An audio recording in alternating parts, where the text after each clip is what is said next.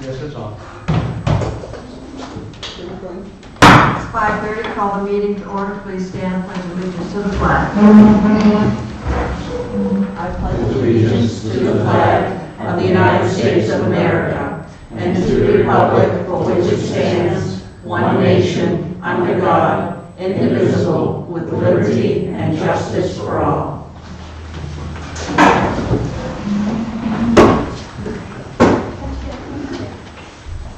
The purpose of tonight's meeting is to have a public hearing to discuss the increase in sewer rates. Could I have a motion to begin the public hearing? I'll move to go into public hearing for the purpose of discussing proposed increases in sewer rates. I will second that. All those in favor?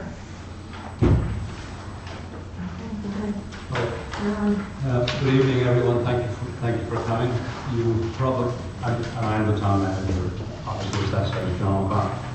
I appreciate you all coming. I know it's an early start, and we have the regular selectmen's meeting followed right after this. You've probably seen in the newspaper reports our challenge, if you will, facing the funding of what is an enterprise account. Mainly it's supposed to pay for itself. Revenues and expenses are supposed to balance. And with the wastewater treatment plant, which is really our only enterprise account, we've not increased sewer rates when we should have. It's been 7 years since there was an increase. We've also fallen behind in some of the state mandated requirements with Department of Environmental Protection. We have a consent decree that basically tells us, the town of Wiscasset, that we get back in line and get our projects completed, our equipment upgraded, and put our accounting back into a standard format. So it's a place we just as soon not be, but it's also a time we just have to deal with it. So with Bernice mostly and me, we could put together some numbers just to explain to you what the dilemma is, what the potential solutions are. One of which must be a substantial increase in our sewer rates, and even that will not be enough.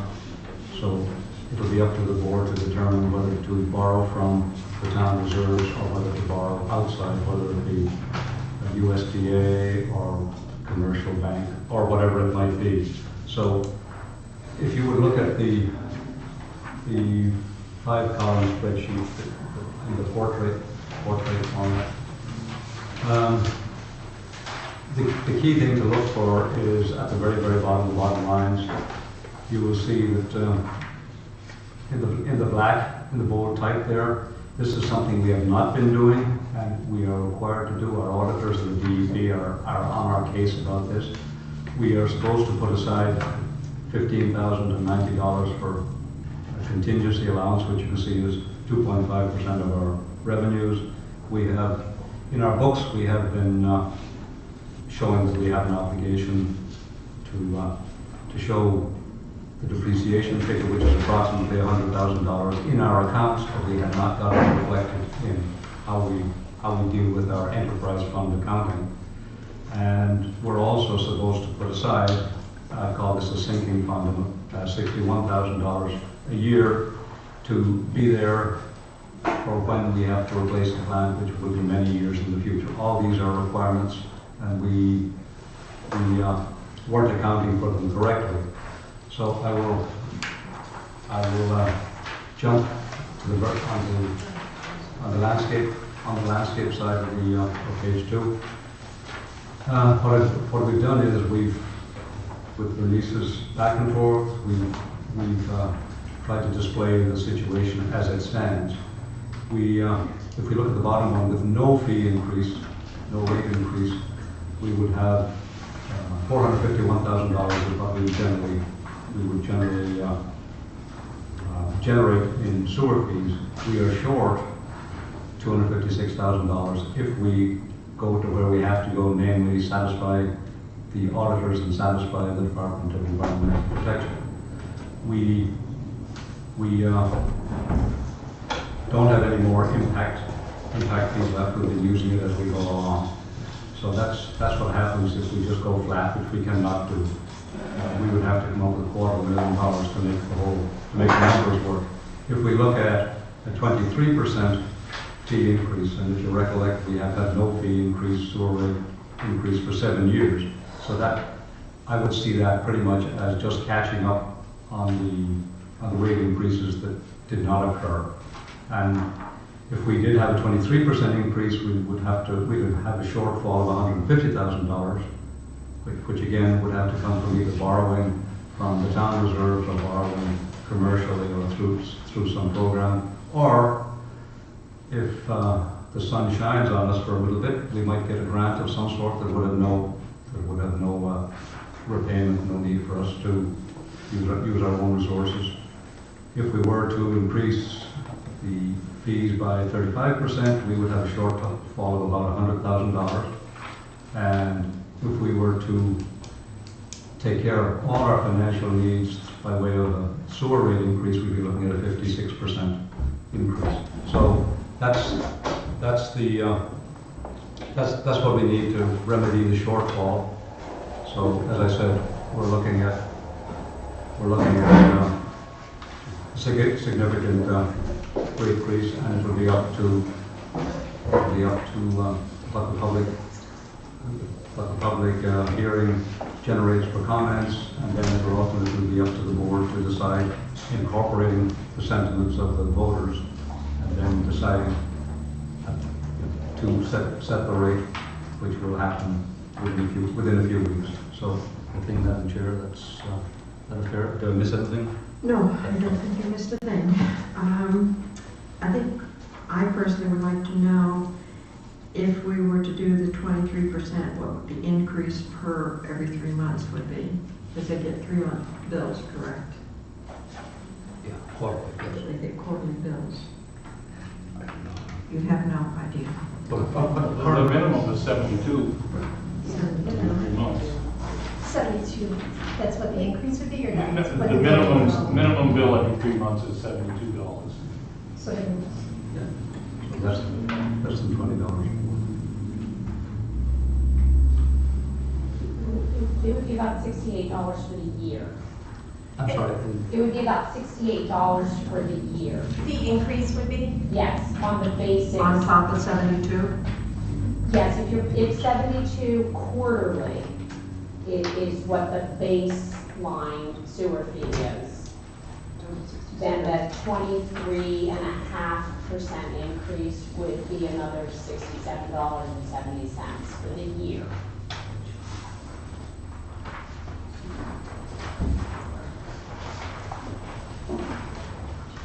Yes, Jay. But that's just the minimum. There are going to be some people that pay, large families or people that use more water, that pay way more. I figure it's going to cost my family $200 a year at 30%. Yeah. Just looking at my water bills over the last few years.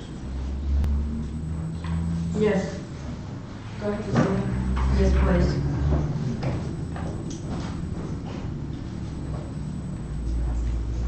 I don't know that many townspeople are aware that their water and their sewer are bundled. It's not separate.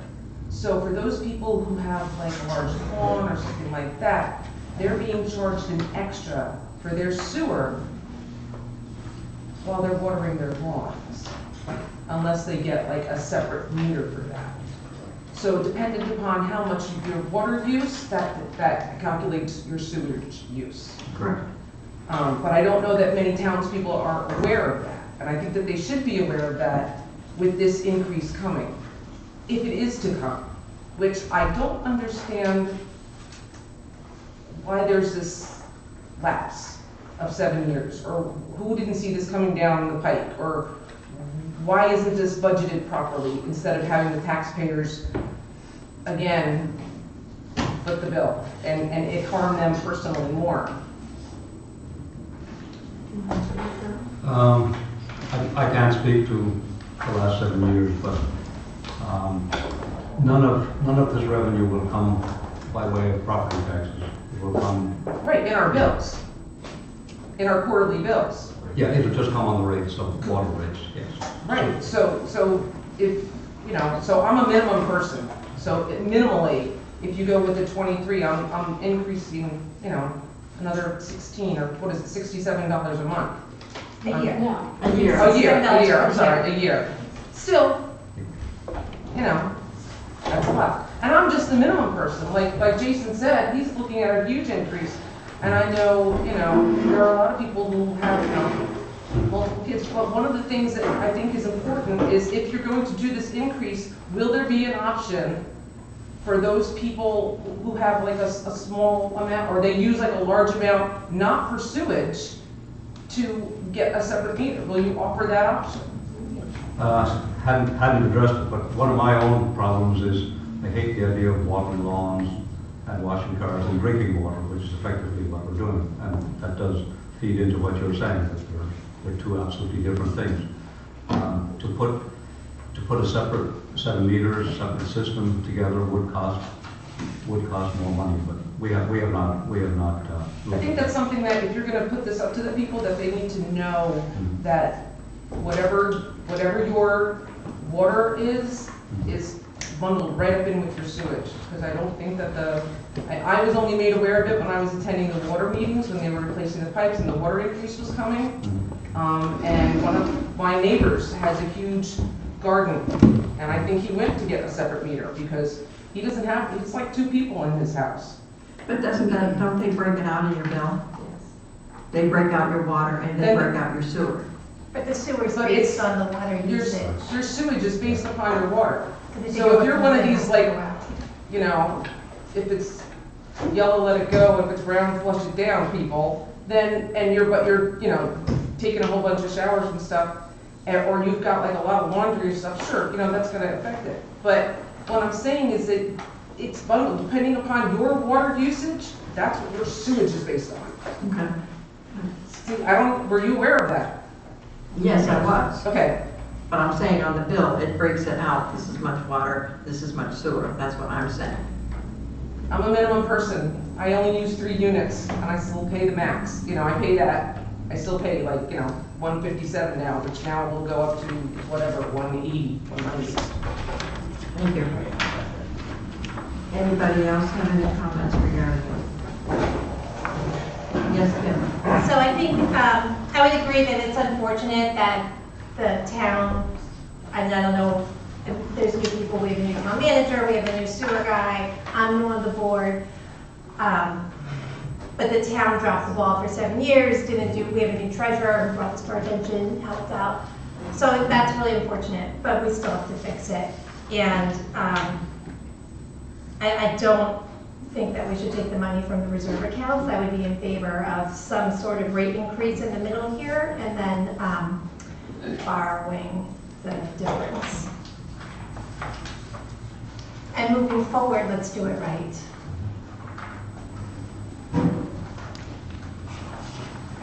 Everybody. I just had a couple of thoughts.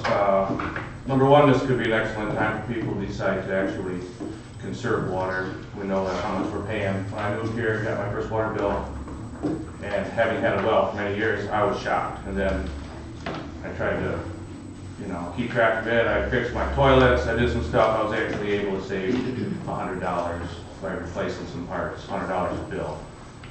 But that's my main point. My thought is that do we consider this to be something that's borne on the back of certain people that are forced to have public sewer because of where they live, or is this a public cost? Like, a lot of people pay for stuff they never use, fire department, police, schools, you know, a lot of people pay for these things as a town. How much water goes off our public streets into that? It seems like we need some better details before we decide how much to put on the backs of certain people. I mean, we have to fix this, but is it fair to do it that way? It's just a question I'm putting out there. And the other thought is, how much money do we want to put into fixing this thing if we need to replace it? I'm not saying I'm looking for that, but we have to look forward at least. It's going to cost millions of dollars to bring it up to what it should have been several years ago. How much is it going to cost to really put us ahead of the game and put this to rest for 20, 30 years. So it seems like the study is in order. If there's a collection system and there's the thing itself, you know, let's not play the blame game of why it got to this point, but isn't everybody responsible for this at a certain level, or is it going to just be on certain people to fix this? You know? Well, to answer part of your question, it is an enterprise account, so it's supposed to be standalone, and just putting some levy on the town, I don't think is practical. Well, yeah, I don't know, I don't have any, I'm not saying we should, No. charging the town is like charging everybody, but, you know, Yeah. it just seems, how much water is going through that from the streets, how much is sewage, you know? These are it's our public system, you know, any water that falls and goes in there. The pollution from everybody that drives through town is getting dealt with there. It's not just sewage, is it, for your water? It's all wastewater goes there. I'm asking, I don't know. But Rick, you could tell me how it breaks down between the gray No, water. a lot of the storm drains and stuff, those have been segregated, particularly downtown. A lot of towns have done that in the last 15 to 20 years because the thought was before that they combine that, and then they realized that that wasn't the right thing to do. So where does that water go then? Directly into the river? I believe so. And with regard to, you know, how much money to put into an existing system versus jumping ahead, and 20 years probably is a lifetime. We're looking at our system here, and to do the design and all the rest of it, permits and such like for a new facility would be a multi-year project, God only knows. Well, I'm all for fixing what we have, I was just wondering what the difference is between. And we're not even at capacity at this point, are we? We're nowhere near capacity. That's correct. And that's part of the dilemma. It's fixable, it can handle current business plus growth going forward, and also we'll be able to determine what needs the town will have in the future as we look and see the next few years, see what the trends are. Because right now, if we're flat, that's one thing. If we're growing, that's another thing. But for now, with this repair job, so to speak, it'll get us to the point where we can operate and hopefully settle everything down, and hopefully have more ratepayers, more impact fees that we can use, and maybe get some. If we make our case, we might get some grants. We were close to some that didn't materialize. It doesn't mean we're going to stop. Who would do the grant seeking? Would that be on your plate, or? Oh, we hire specialists. We use what are they called? Yeah, right peers. Right, Pierce would Yeah, do we it. go back and forth. They bring certain grant opportunities to our attention, And we have somebody local as well, Yeah, who's that? Chuck Appleby. Who writes grants for the town? I'm working with him. Right. Yep. Yeah, I'd hate to see it go through all that work and then have it be obsolete in a relatively short period of time. You know what I mean? 20 years is a relatively short period of time. So. I don't think many of those plants go much beyond 25 years, even the newest. 25 years Oh, from start to end? How old is this one? When was this Last one? upgrade was in 92, Upgrade, when was it first built? 63. But that was 63, only a 92 little is- portion, and then an upgrade in 92. So the problem is, a lot of the stuff down there, it's still 92 vintage. Right. That hasn't really been taken care of. So it sounds like you guys have been moving trash pumps around, not you, but previous people, if they don't have sump pumps, if we have sump pumps, but it should be, I don't know, it's just, you hear a lot of stuff and it sounds like it's been, you know, kind of crazy to work down there for a long time. And to have it, you know, just bring it up to this point, which would be ideal, but it sounds like it's a real slog, you know, just to get to ground zero. So anyway, I just want to put that out there. Thank you, Jason. Yeah, thank you. Ben, do you have anything you'd like to say? Where you show the percentages, and then you show the shortfall afterwards, is that an annual shortfall? Yes.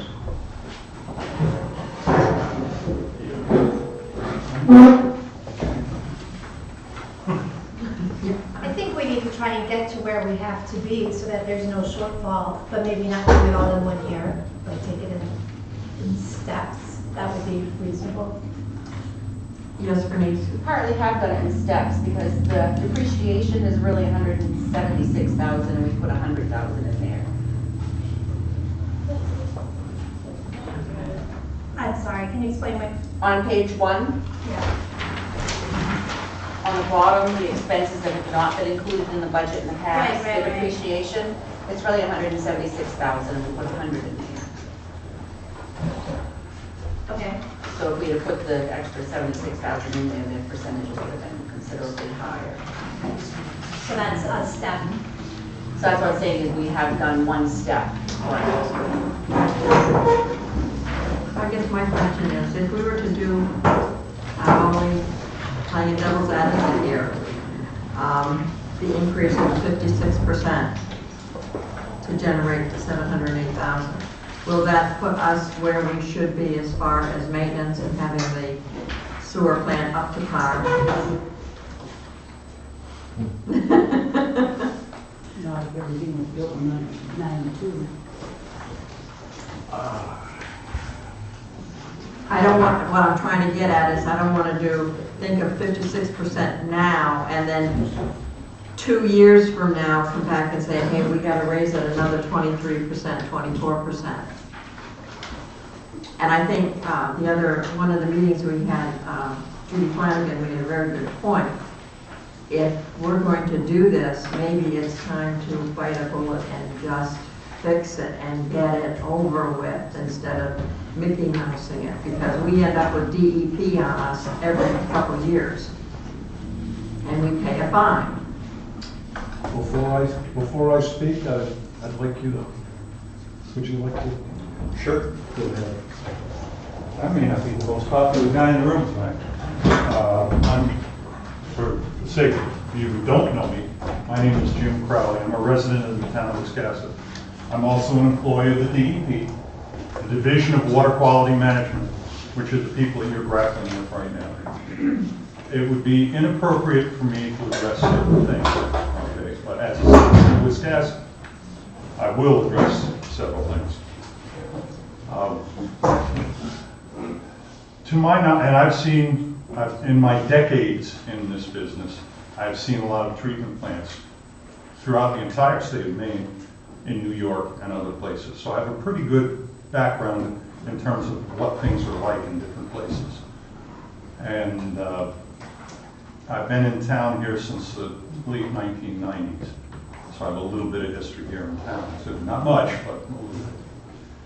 And as a citizen, and remember tonight I'm talking as a citizen, not a DEP employee. That would not be appropriate. It's been clear to me that the wastewater infrastructure in this town has been egregiously neglected for many years. The most recent consent agreement is fairly recent. We did have the DEP commissioner at the time come on down here, talk, folks. There was one before that, and if you go further back, there's one before that too. Yes, you're right, it does happen occasionally. To my knowledge and with my experience looking around the state, there has been a long-term chronic problem funding the upkeep of that piece of infrastructure. And so we're at a point now where the treatment plant has reached and exceeded its useful life. Okay, and that would be if it were well maintained. It has not been well maintained. The collection system has not been well maintained. And I'm not going to point fingers at anybody, and I'm not accusing anybody of consciously or deliberately doing anything inappropriate. But you're looking at this big increase now because so much that should have been done along the way was not done. Okay. To speak to something Jason mentioned, part of the process should be to look out into the future because not only the age and the amount of money, and we're worried about hundreds of thousands of dollars here, but you really need to be worried about multiple millions of dollars at the treatment plant and in the collection system. You have a really effective water utility here, and if you want to talk a little bit about how to manage these sorts of things, you can talk to your own people about what it's like to maintain a collection system. The location that the treatment plant is in makes it particularly vulnerable to, and I'm not playing any kind of environmental advocate here, but it makes it particularly vulnerable to sea level increase. It's right there. You've got a facility that is extremely deteriorated. Part of what you need to do, part of what you need to do going forward is pay attention to where you want to be in 10 years, 20 years, 30 years. If you want to have a functioning wastewater utility in this community for the citizens and for the businesses. As much as it hurts and as difficult as it seems to be dealing with these kinds of numbers and to take such a large step change in terms of rates, there's lots of work you can do to potentially acquire grants and very low interest loans. But the DEP is not going to go away because the DEP's job is to protect the waters of the state. And that's just one of the things you really need to be concerned with, because you also want to protect the integrity of the community. And if you can't produce and you can't effectively operate your wastewater infrastructure, and you're constantly having breaks in the lines and failures of the pump stations and discharge issues, your tens of thousands of dollars in fines are going to be the least of your issues here in town. So I think at that, see the podium back to you. But this is not something that's going to go away. And as much as it seems to hurt right now, it's been a long time coming. Thank you very much. So basically, this budget starts to repair those things that definitely need to be fixed. That doesn't fix all of them. Probably the budget would be somewhere around the same thing next year.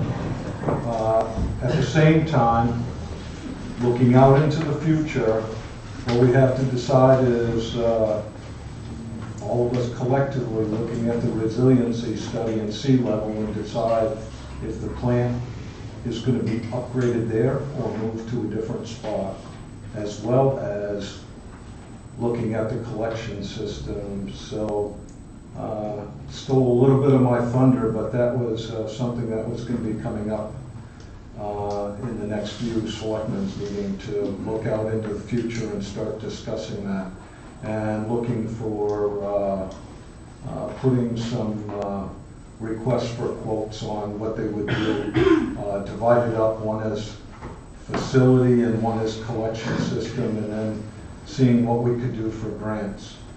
Because we do, I have no idea exactly the status of the collection system, but my guess is if it's anything like the plant, we could spend a considerable amount of money out there as well. We know we've got I&I.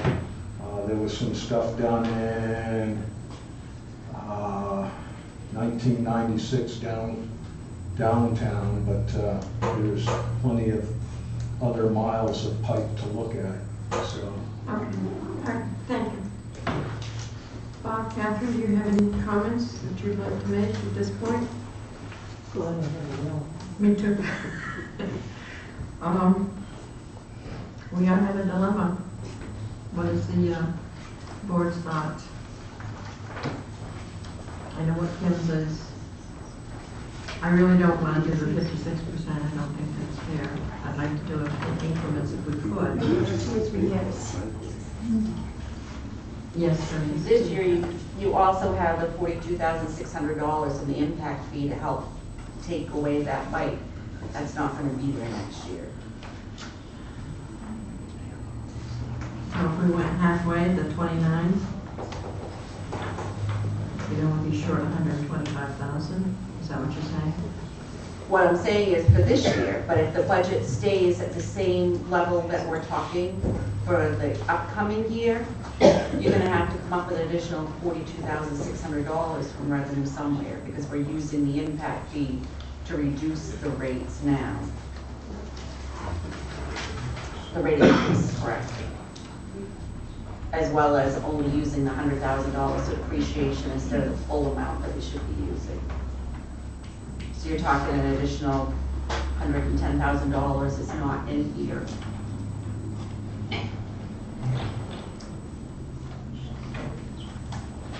Yes, Karen. That didn't quite answer your question. And I realize that there's no definitive answer tonight, but are we looking at doing this for a year, for 2 years, for 10 years? I mean, I know it's drastic, I've read the reports, but it would be nice to have a sense of that before we went forward. And I'm just curious about two other things that, one that was raised tonight. Someone said, I believe Mr. O'Connell said, if we don't raise it 56.7%, the money will not come from the taxpayers. Where would it come from? The ratepayers. It'll come from the ratepayer. If we do not raise it, It would the have, full amount, then there's a shortfall. Where would the shortfall come from? it would have to come borrowing, one form or the other, either from our own reserves or commercially, or we could have other sources of income, including grants. That's where the money, that's where the other money would come from. I mean, unless it comes from a grant, it really is coming from town coffers. No, a grant would come from, Unless it comes from a grant, I said. unless, yeah, It is still. a grant coming would from be town coffers. money coming from either the state or the feds, which is always somebody else Right. to pay. And how many ratepayers are there? 811, I do know that. So that kind of goes back to Jason's point of whose sewer plant is it anyway? So does the 7 years of neglect and the fact that this is an old and outdated plant fall just on those 800 ratepayers? Or do we want to all chip in? I don't know how other towns do it. Can you shed light on that, John? Not really, because the question would be, in a second, the question would be, who wants to pay for it? Nobody else would, so. Yeah, Bernice, you go ahead, I don't. Go ahead, Bernice. I've seen in previous towns that I've worked where it's been both, that it's been completely considered an enterprise fund and every penny that was put towards it, whether it be the debt service or the operation and maintenance, came from those rate users. I've seen towns where the town would kick in a certain amount of money every year towards it, especially if there was a significant amount of debt, they would contribute towards the debt of it. So I have seen in the several towns that I've worked with in the past that have sewer, wastewater, that the town has contributed part of it. And I know one of the biggest questions that always came up when we were talking with people about it is, who ultimately voted to bring the sewer system into town?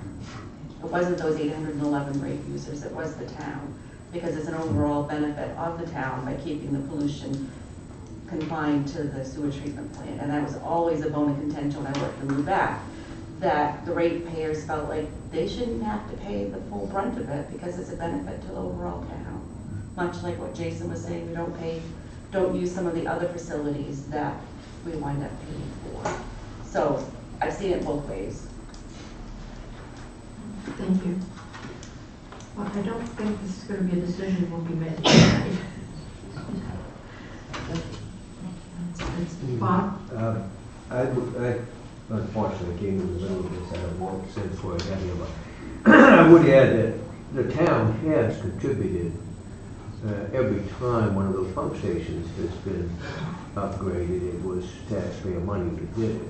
Right. Maybe one of those, the sewer treatment plant borrowed money for, I can't recall, but I know the town has done several of them, so the town has picked up a share, which would be hard to calculate, in the past. I think he did the generators. Yes, Jason? So is Just so I'm clear, you're deciding whether to put this on the warrant and put it to the town for vote, is that what I may think, happen? I think eventually that's where we'll go right now. We're trying right now to get input from you, the people of Wiscasset, so that makes us be able to make some type of a decision. I don't think a decision is gonna be made tonight. There's too many, to me, there's too many unanswered questions at this point in time.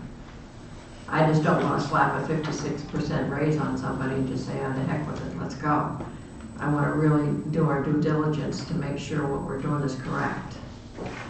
For everybody, whether you take sewer or not sewer, I have a well. And find out if there is other avenues we can go through, maybe not to increase the 26% and be able to get to the goal that we have no shortfall by not doing the 56%. Take a good hard look at where we can go from here. That's my thoughts. I don't know how anybody else thinks about it. Yes, Bernice? To answer Kim's question, if I understood her question correctly, my understanding is if we were to go with a 56%, that it would stay there and only go up potentially from there as the needs were brought in, or if we had, for instance, a less revenue with 42.6 of the impact fees. Because I don't see the budget going down, in which case we need the full $708,000 to operate the budget. Yes, So this increase in the budget isn't to improve the system? I mean, it seems to me that if these are improvements that are being made, then maybe the budget wouldn't continue to go up. If this is equipment that's being replaced and... This is fixing equipment that no longer works, as well as fixing roofs that shingles are coming off of, and to be able to maintain the building, we have to put new shingles down. So this isn't really, very few of these are improvements. They're fixing what doesn't currently work. Okay, so these are Band-Aids? No, because the fix will be good for a long time. It's, you know, for the chlorination season, we only had one pump of each chemical thing that worked. So we ended up buying 3 more. And the good thing is, right now, that system, one part of it used to be run manually, runs automatically now. And the results so far are good, and our fecal numbers that we look have been just in the single digits, which is great because that used to be some of the violations that have been here. So what's being put in should last 20 to 25 years. So they're not short-term fixes. Okay, that's good. Do you not anticipate any savings from these expenditures? No, because when I did this budget, I knew I couldn't fix everything in 1 year. So I was looking at a 2 or 3 year time frame to get everything done, but there are certain priorities that need to be done. Bob, you had something? I mean, once this rate has been established, I think it would be incredibly naive to expect it to ever go down. I mean, your taxes go up repeatedly, and it's because of some crisis, but they never go down the next year. I wasn't expecting they would go down. I was thinking they might stay that way for a while, rather than continue to go up. I was being hopeful. Optimistic is good, but I would assume that once this rate has been established, that this probably would do the job for some period of time. It's not like there's going to be a gigantic increase every year. I would say if you get up to that, so that what's projected for what's needed for revenue for this current year, that's 750,000. That'd probably be good for 2 or 3 years, with the note being, if we do other projects out in the collection system or a plant upgrade, those are a whole separate thing. Right, I think that's a given. Yeah. I think that's a good explanation.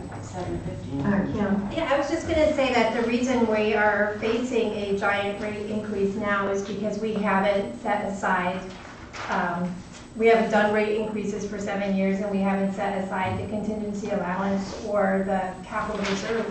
So I would think the smart and appropriate and responsible thing to do, once we achieved the rate to pay our bills, is then to raise it every year like everything else. I mean, that's, stuff costs more every year. Bernice? If you compare on page 1 from the 2019 budget to the 2020 budget, it's an overall increase of $204,338. But if you pull those 3 items that we've not budgeted in the past, the contingency, depreciation, and capital reserve, which depreciation does not have to be budgeted, but it takes out of your fund balance if it's not. The contingency and the capital reserve is required by the DEP, so we don't have a choice with that. The overall budget increase is $27,648. So it looks like it's a huge increase, but we haven't been budgeting the way that the DEP and accounting standards for depreciation are recommended.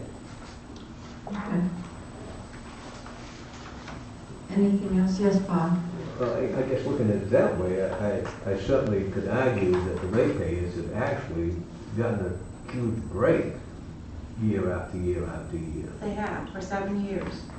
No increases in 7 years. Right, and because these things was never added in, then the taxpayers paid them, not the ratepayers, as it came out of fund balance. It didn't come out of fund balance for the general fund, it came out of the ratepayers' fund balance for the sewer, but it came out of it every single year. I see, and that's why there isn't a huge number there, because it's been taken out every year. Right. I see. Right, and for the budget that we're currently working in right now, in order to have a balanced budget between the revenues and the expenses, we use $94,000 of fund balance. We only have 77 to use. So it's not going to be pretty at the end of this year. Judy? Yes, Bob? I've just asked John, but if there are grants forthcoming, when would we have some thought of what we might be able to apply for and when they might be awarded? Well, we've been looking at what's out there, and right now, there's nothing, and Richard would agree, there's nothing that we're able to get our hands on. And if we did get something, we have to wait for the grant cycle, always different things, an approval process, and then a delay in disbursement. So if everything worked beautifully, we might get some money in 6 months, that kind of thing. But I won't say there are fashions in how grant money is distributed, but there are certain priorities with the grant givers and the DEP and such like. And if they identify some of the problems they want to get fixed, and we happen to qualify at a higher level or a lower level, depending, then we'd be at the top of the list. But we've been talking to the consulting engineers, we've been talking to Chuck Appleby and Mary Ellen at the planning operation will also help us. So we're keeping an eye out for everything from every source, and obviously very important too. Not just the wastewater treatment, but the town. I mean, we need to, we need to get where we need to get to. Now, in answer somewhat to Kim's question, as we put in and repair equipment, we will see some minor reductions in maintenance. We won't have emergency repairs all the time. So that would take some time to get us to a point where we've got equipment that's operational and doesn't require emergency maintenance as opposed to just routine maintenance. Mm-hmm. And the other thing is, as Bernice was alluding to, on the impact fee is something paid when people are putting in new construction hookups and so on and so forth. And what we've done is we've drawn down the accumulated impact fees. Now, the only thing that could happen that would help us is if there was more building, more construction, more business and such like, and then we would be getting those impact fees which we could use. In fact, we'd probably use them as quickly as they came in. But those are the main things. And the last bit is DEP is hovering over our head with fines. And they're not threatening us, but they're telling us what the reality is. So going ahead down this program with DEP's approval and with the best intentions in the world, they're not going to unload on us, if you will, with fines, because that just makes it worse.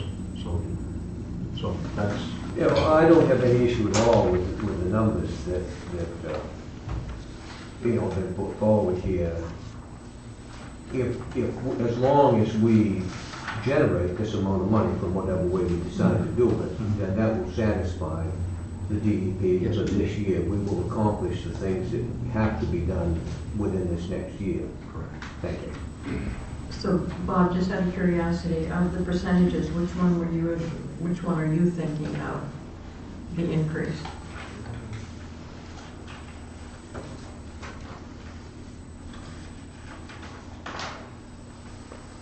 I think it would be nice if we didn't go right to 56%.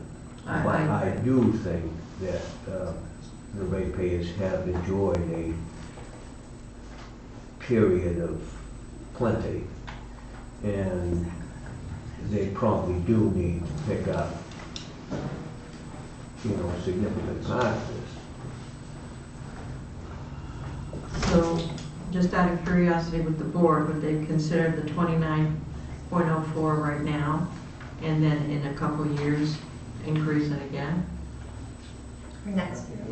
or next year? Well, yeah, I think there has to be an ongoing program that everybody is aware of. I think if everybody had been aware that they was getting a huge savings and that there would be a time when you had to pay the piper, I don't think this would be a big deal.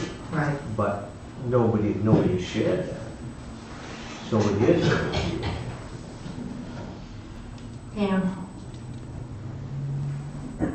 How much are the DEP fines that we're looking at, and how much do they outweigh or not outweigh the increases that those ratepayers are going to be paying? I think, if I'm not mistaken, the last one was like $20,000.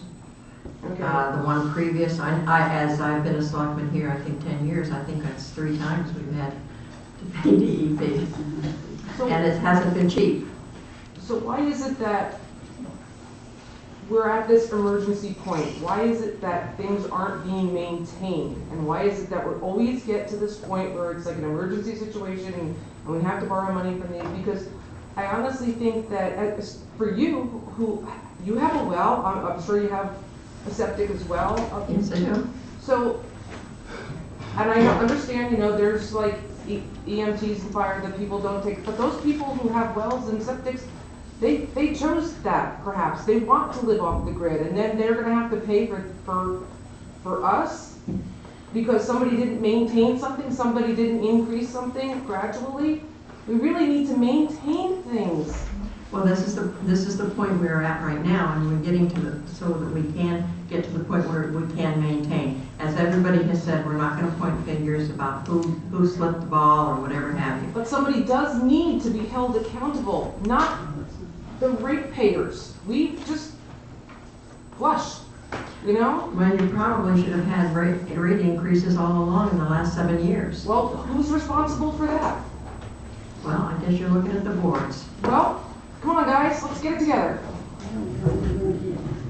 I think in defense of this board, you guys weren't informed of a lot of stuff over the years. No, we were not. And we have a new treasurer who's uncovered mountains of accounting errors and things that weren't filed properly, and she's fixed them and brought them to our attention. And it's the same thing in the wastewater treatment plant. We have a new guy who is young and energetic, and relatively speaking.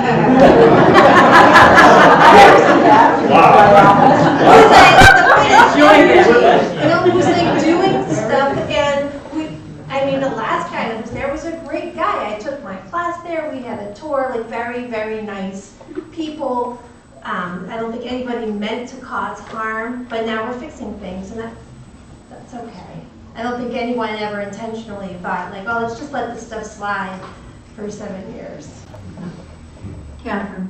Well, I think at this point, we ought to be looking forward rather than worrying about what has already happened. At this point, we are fixing it thanks to this gentleman right here, who is a wealth of knowledge and has a lot of contacts, and I have the utmost faith in him, and I'm sure the rest of the board does, but I won't speak for them. But, and I don't understand a whole lot about sewer treatment plants or anything else, but he certainly makes sense when he talks to the board about what needs to be done and how much it's gonna cost and the whole bit. So I think the ratepayers are just gonna have to accept the fact that they had a 7-year hiatus or whatever from any rate increases, and now you're gonna have to pay more. We're all paying more for stuff anyway, I should say anyway, but it's just something that has to be done. And we have to figure out how to do it. I'm sorry, Bob? I was just gonna say, I don't think there's any disagreement that we will proceed with Rick's figure here, which is the 750,000 and some change. And I wouldn't have a problem, I'd do a little rounding, I'd probably call that 30%. But, which would leave approximately $125,000 shortfall. And I think that could probably wait until John had an opportunity to try to pursue some grant money, which might soften that a little bit, with the understanding that at some point that shortfall would have to be closed if the grants and possibly a low interest loan or something that you know could be combined with that could be put into place. So if I'm understanding you, you're willing to go the 30% right this year, and then? And I think there has to be an understanding that it is going to continue to go on. And to look for, we're going to have to get to the $750,000. Yes, I'm not trying to trim that. Not all at once. I want to make that really clear that if this is what he needs to operate that plant, we need to achieve that number. Bernice? But it's not $750, $750,000 for once. If we go with the $30% increase, we've got to come up with $125,000 this year. Right, that's the shortfall. Right, but next year, if we still have a $750,000 expense budget, we've got to come up with $167,600. Because you're still going to be short the 125 plus the 42.6 of the impact fee. And you've also got to remember that if we don't increase the rates enough and we don't get grants soon, the town's cash flow is going to be hit by the fact that they're still going to be expending up to that $750,000, and we're not going to have that revenue coming in to offset, which is going to hurt your cash flow and cost you in tax anticipation no interest. So you're pushing for the 56%? I'm not pushing No, one I'm way just or saying, the other. I'm know. really not. I'm really not. Okay. But I'm just saying that it's not a one-time fix that we need the 750. It's an ongoing, we need the 750 for each year. Right. And if there's a shortfall this year, it's a bigger shortfall next year. And it's gonna be another shortfall the year after that unless we ultimately get up to that 56%. God knows I don't wanna, do 56%. Nobody wants that for an increase on anything.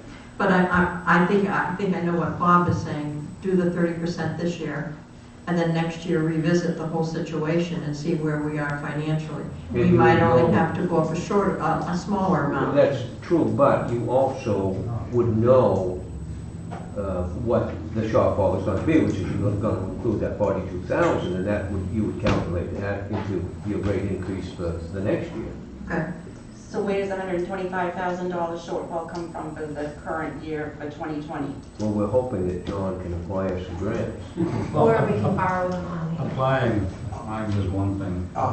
We missed one by smallish margin. So we are applying pretty much for nothing. I hate to say it, but I don't think we'll get grant money for like O&M stuff. If we get grant money, it'll be for doing a study out on the collection system of the facility, which definitely needs to be done, because if you're gonna do projects out there, you have to have a detailed thing of what you're gonna do, and that's where you'll get potentially some grant money, or a low interest loan with principal forgiveness, because you need to tell them what you're gonna do. And with that study, you can pick and choose what you wanna do. You may not, it may I'm guessing if you did everything out in the pump stations, you'd be talking millions of dollars. But you don't need to do it all at once. Got to prioritize things, so. Jason? Two quick questions. Number one for Rick. Despite all our hardships and troubles and technical problems, is the water that's leaving the plant legally clean enough to go in that river? Is that where some of our fines are coming from? Nope, not since The I've water, been there. okay, the water's good, that's going We're on. meeting all our DEP requirements and actually exceeding them. So what Then why was, are we getting fined? If the fine was before I got there. so we were paying, even though we got somewhat of a break, we were paying for a service that didn't actually happen. We still polluted the Sheepshead River, even though we were, is that Well, fair assessment? let's put it this way, you exceeded what the DEP gave you for guidelines. There were different types of violations. And in regards to somebody's asking about DEP fines, I would venture to say if you get fined the next time around, it's gonna be significantly, I mean significantly more than what you've paid in the past. I would almost guess you're gonna be in the 6-digit number. That's just a personal feeling that I have. Well, each time we, if I remember correctly, each time we have had a problem with DEP through negotiation, and a tough negotiation, we got the fines down. They were a lot more than $18,000 in previous years. So, sorry, so if we go and if you guys choose a percentage and it goes on the warrant and it gets voted down by the townspeople, then what? Townspeople don't vote. The townspeople No, don't this isn't vote on on the it. warrant? No. We don't get to vote on, that's what I was asking earlier, I wasn't sure. No, this will be the decision of the board. Thank you. Thank you. Ben? My only question at this point, I mean, I can buy these percentages, but they all leave the shortfall, Except for one. except for the first one. Which I think we need to address that shortfall somehow tonight. I mean, the grant thing, I mean, I wouldn't hold my breath for grants for one moment. I just think we have to account for it someplace. If we don't, then it will fall back on the ratepayers. And I'm not sure that the ratepayers should have to pay for all of this. So- It is the town that fell down the job here, not the ratepayers. So what is your thinking as far as what would you consider? If you were going with 30%, this leaves about 125,000. I would think in our reserve accounts, we could find $125,000. You could take it out of next year's interest, we've done that before.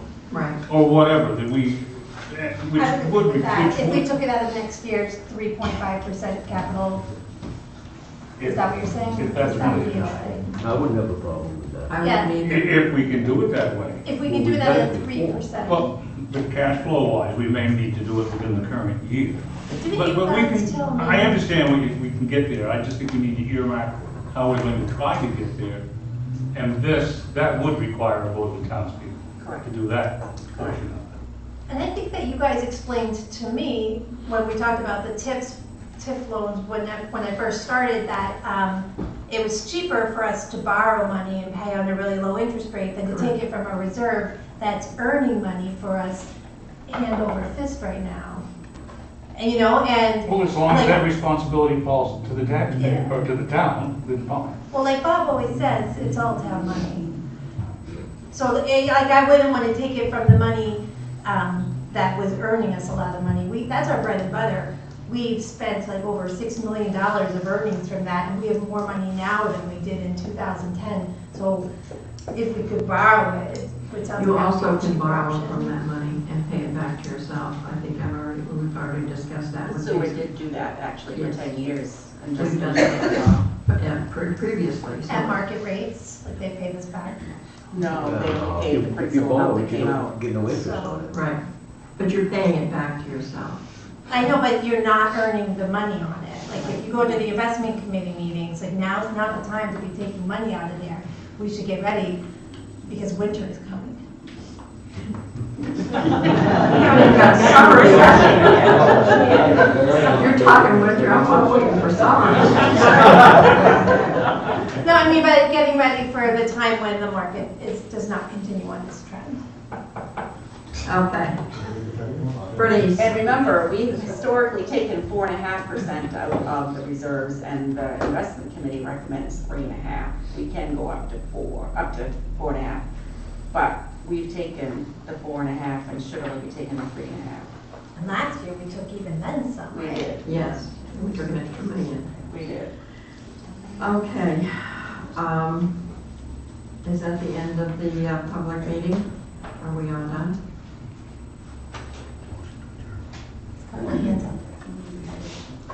Got a couple more? Yes, Pam? Yes, I'm one of the 811, okay. and I've been having a piece of property on Route 1 since 2003. I haven't seen this rate go down. Was the system designed for 811 people to support it? Because it seems like it's a pretty heavy infrastructure for a small number of participants. So I'm just curious, if we're going to design a new system for upgrades, how many people would it take to support a decent system? There you go. The treatment plant itself was designed for many more users. Right. Okay? But the collection system is pretty much sized for the number of people that are on it. Pam? Just a real quick point that if you're gonna take out of the funds, the town funds for this sewage system, when your septic system goes down, is the town gonna pay for that? I'll send you the bill. I'm just saying, you know, those people on septic systems, when that goes down, you're gonna take it out of the town fund? Because right now, people who are on the sewer system, we're taking it out of the town fund. If you want to pay the whole bill, I'm be more than glad to give it to you.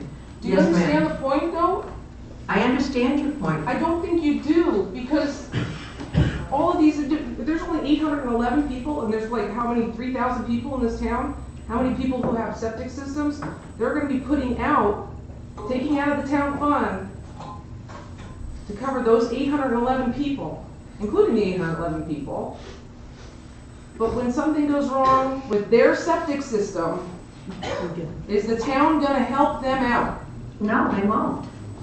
Then why should they help out the 811? Well, that's a very good point. Like I said, I'd like to raise it 56%, cover the whole thing. Yes, ma'am. There are a number of multiple unit residential facilities within the town limits. And those folks use the sewer system that has been put past the properties. However, the property management folks don't usually charge their tenants a separate fee for water and sewage use. I think there's a chunk of population here in Wiscasset whose attention needs to be gotten. And those are the folks who are renting from landlords and not being charged for water use. Because they are contributing to the water that goes through the treatment plant. My hunch is that the town could engage in a collaborative relationship with its renting tenants that would help mitigate not only the quantity of water that's going through the water treatment plant, but also assist with the need for financial support. Thank you. I would hope that someone, a landlord, the water and the sewer is part of your rent. They incorporate that in your monthly rent. That's what I would assume. If I was a landlord, I would, because they're getting the bill. So I'm sure that the renters are paying a portion of their rent is going towards the water and sewer. I'm positive. I would think. let's put it that way. The point is that for many renters, where that utility is included in the overall rent and price tag, they have no idea what that real cost is. True. And that's the point that it may help to have addressed. Thank you. I don't feel that we can make a decision tonight. Can we bring this back to another meeting? I'd like to bring it back for June, for Bob Lee. Are you willing to make a decision tonight? I know there are a lot of unanswered questions, but what particularly are you looking for that we don't have tonight? Some guidance on where we want to go. Do you want to increase the rates tonight or bring it back in another meeting? I would be all right with increasing it 30% for next year with a plan that in 3 years, we're gonna get up to the zero shortfall amount, whatever that might be in 3 years. And in the next 3 years, fund the shortfall in the most economical way for the town. So whether that was pulling from reserve the capital improvement amount next year, or borrowing money at a low rate as we can as a town, which we wouldn't need to decide that tonight. Well, we'd have to, before we make any type of motion, we have to close the public hearing. I'll move we come out of the public hearing. I'll second it. All those in favor? Now we can discuss any motion that you would want to make. Is it on the agenda? No. This is a public hearing to discuss and hear public comment, and that's the whole purpose of this meeting. Okay, so we'll have to come back June 4th. Correct. John, you gotta do it before then if we're gonna have that 30 We can. days, okay? And there's no- If the board wants to vote on something, then they require additional information, which came out from here pretty clear, and incorporated the comments from the public. I don't think we can hurry the next thing. No.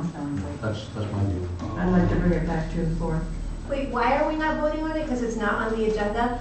Correct. Just for the record, we're not gonna vote on something because it's not on the agenda, for the record. You can. Because we do that all the time. And every time I bring it up, I get, oh, well, Kim, that's our prerogative. So I just want to point that out, that, like, I feel like we should pick one way to operate and stick to it, but I'll bring that up in other board business. Okay, now we're just at a comment session because we're not in a public hearing at this point. We're out of public hearing. Well, somebody said it, I thought the reason we were doing this tonight is because we did want to get this set for the next billing cycle. I have no problem if you want to vote on it tonight. I have no problem doing it. It isn't that I want to, I don't even want to think about it, but we have to deal with it. You would have to vote on it before May, what was it, 28th or 29th, for it to be the first billing cycle. All right, so then it has to be done tonight. So if Kim wants to make a motion, we can get a second and we can vote on it. And it will be legal to make this motion when it's not on the agenda? Yes, it will be legal. Go back to the session.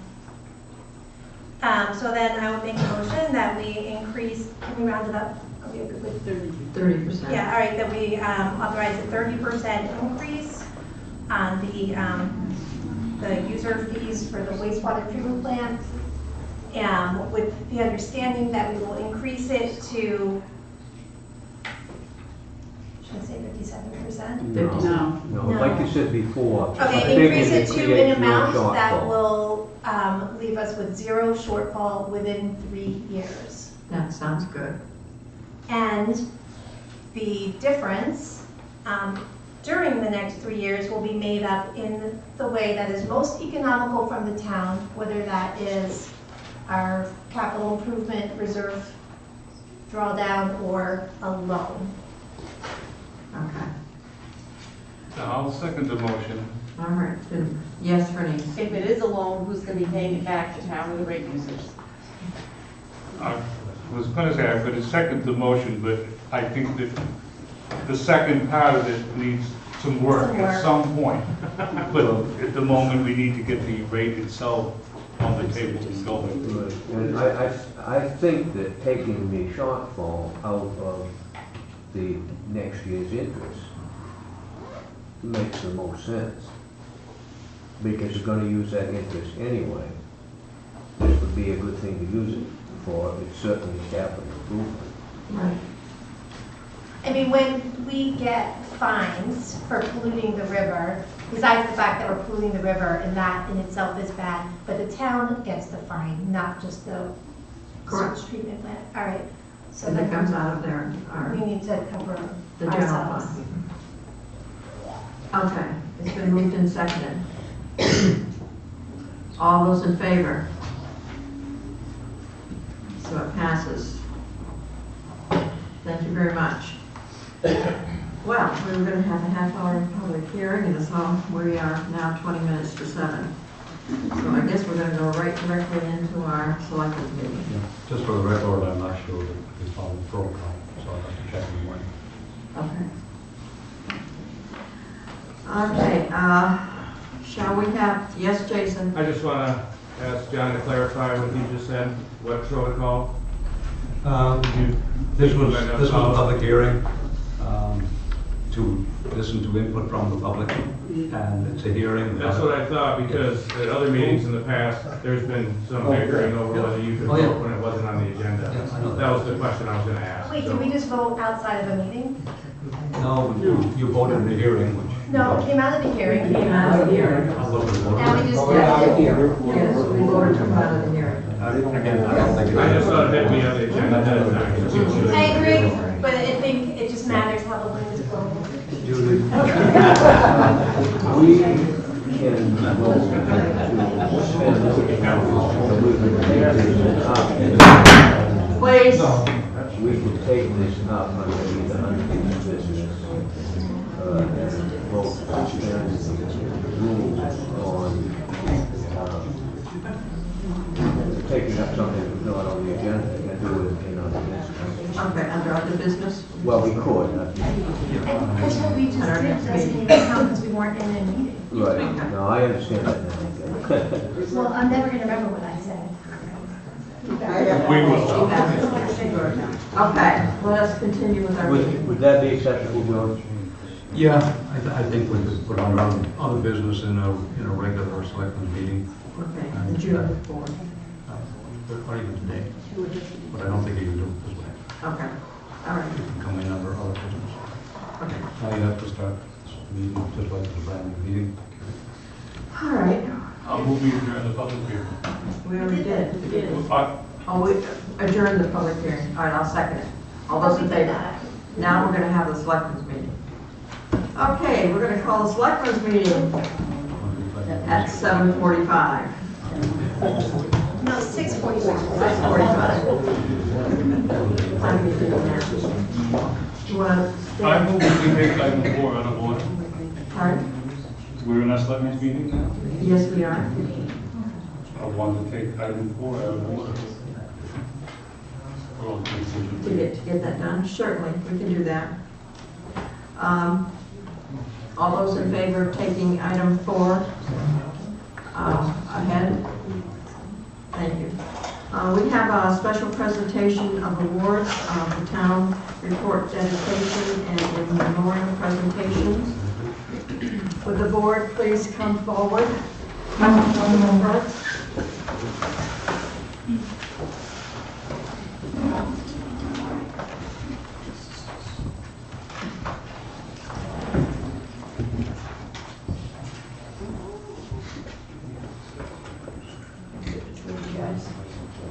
Clara, are you here? Right there. Would you like to join us up front? Can't hear very well.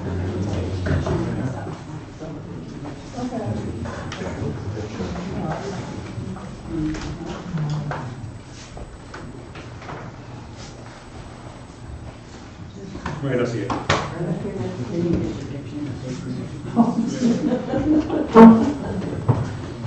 Dedication, Clara Dow Wentworth. Clara Dow Wentworth is one of Wiscasset's unsung heroes. It is with great honor that the town of Wiscasset dedicates its 2018 annual town report to a lady who has dedicated her life working to make life better for other people, not for the recognition of it, but because it is the right thing to do. Clara was asked recently why at the age of 91 she continues to attend, volunteer, and participate in commemorative events relating to veterans and other civic events. She said, "I continue to do it because it is the right thing to do." For over 30 years, Clara has not missed an opportunity to honor our local veterans by laying a wreath on Memorial Day and Veterans Day at the Wiscasset Veterans Monument. Her son Skylar said when her grandsons, now 22 and 24, were Cub Scouts, they would attend these ceremonies with their grandmother. When asked exactly how long she had been doing it, she said, "It's been a long time." Clara was born in 1927 at the home of her parents on Hodge Street. She attended Wiscasset Academy and graduated in the class of 1945. Congratulations on that in itself, my God. At the age of 16, while a junior in high school, Clara was hired as a switchboard operator for New England Telephone Company, which at the time was located on the corner of Main Street and Water Street. In 1946, she married the love of her life, the late Joseph Joe Wentworth, and the couple was married for 67 years. They raised 2 sons in Wiscasset, Leslie and Skylar. Clara is a very patriotic person, which is reflected by her 50-plus years of membership in the Pemaquid chapter of the Daughters of the American Revolution, an organization dedicated to promoting patriotism and supporting American veterans. As a senior in high school, she was a recipient of the DAR Good Citizenship Award. This award was created in 1934 to encourage and reward the qualities of good citizenship, which include patriotism, leadership, dependability, and service in their communities. These characteristics were recognized early on in Clara's life. Although Clara has always been a person who enjoys working to benefit others, she takes time to enjoy life and take care of herself. To keep fit, she enjoys belly dancing. I'm not going to ask. Walking, scuba diving classes, karate, and gardening. She and her husband Joe enjoyed country line dancing and were members of the Silver Fox Country Dancers. Many family and family members have benefited from her cake and baking skills. The town of Wiscasset makes this opportunity to thank Clara for all her gifts of service to the veterans and to the community. On behalf of the board and the town speaker,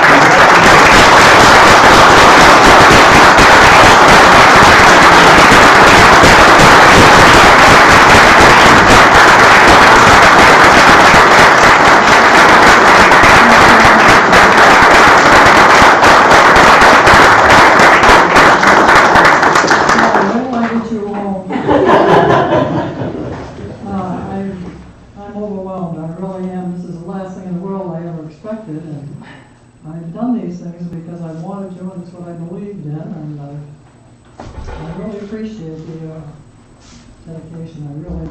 Thank you all very much. we will see you next Monday right out there.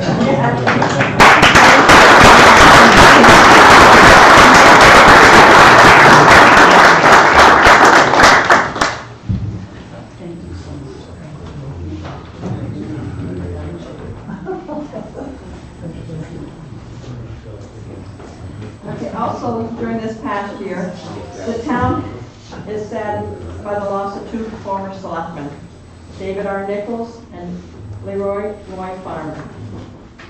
The Farmer family, would you kindly come up here, please?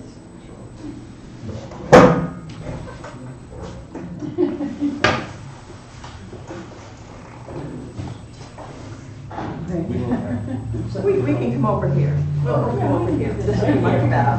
We can move fast. I'm glad. Few people have contributed more to their town, their country, their state, and their nation than Lord Farmer did for the town of Wiscasset, Lincoln County, and the state of Maine. He was a humble man with many accomplishments in his life, not only in his private life as a loving husband, father, grandfather, and great-grandfather, but also in business and in the service to his community. After graduating from Wiscasset Academy in 1944, he tried to enlist in the Navy and was turned down because they said he was colorblind. He later was drafted into the U.S. Army in 1945, serving his country in Germany in the Constabulary Force. After World War II, the force acted as an occupation and security force in the U.S. occupation zone of West Germany and Austria. After returning from his military service, he attended the University of Maine at Orono, receiving a bachelor's degree in business administration. He became a licensed insurance agent and a licensed real estate agent. He was the owner of Haas Insurance Agency, which later merged with Carl Larrabee Insurance Agency. Roy was the founder of the Roy Farmer Real Estate Agency as well. During his over half a century of very successful and demanding business career, being recognized many times for his achievement, he never lost sight of the importance of community service. His dedication to the town and his community was demonstrated by the local, county, and state positions he held throughout the years. Roy served as a selectman, a member of the budget committee, a trustee of the Wiscasset School District, as Lincoln County Register of Probate, Lincoln County Treasurer, and Bail Commissioner. Roy was elected to the 98th House of Representatives for the state of Maine. The town of Wiscasset is a better place today for having Roy Farmer as a resident for nearly 90 years. He will be remembered as a person who truly cared about all people and spent his life trying to make a better place for everyone. Thank you.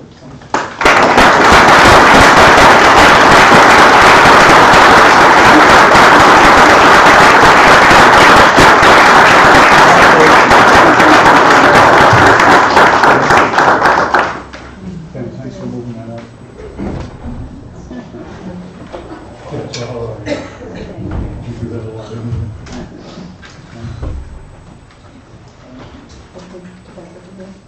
We have one more. Thank you.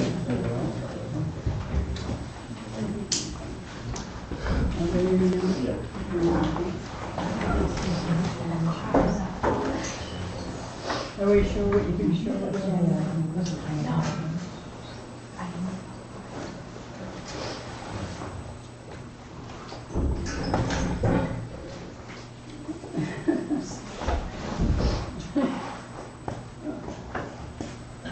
Sorry, I'm waiting.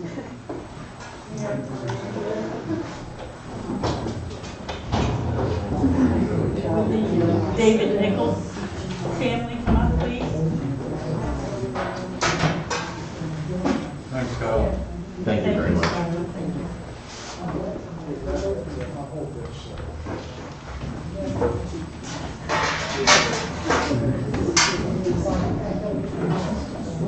This is a memorial for David Nichols. David will be remembered for his love of community and people. David was always willing to lend a helping hand whenever or however it was needed. Although David was not a Wiscasset native, he considered Wiscasset his hometown. It was the town he grew up in, and he often said he wouldn't want to live anywhere else. After graduating from Wiscasset High School in 1956 and serving in the U.S. Army until 1963, he had a career as a pipe fitter, working for several New England power plants, retiring in 1998. Whether it was driving a tractor in his own yard, snowmobiling, or snow plowing, taking a motorcycle ride, driving in his antique car, enjoying a boat ride, or even flying a plane, David enjoyed the outdoors in Maine. After retirement, he became interested in volunteering in town. He served as a member of the Ordinance Review Committee, the Budget Committee, and as a town selectman, always looking out for what he considered best for the town, his town. He was a man not afraid to speak his mind and always willing to listen to someone with a different point of view. Sometimes his mind could be changed, and other times he stood firm on what he believed to be right. He was a strong supporter of the Wiscasset Senior Center, and for many years was a regular at their weekly dinners.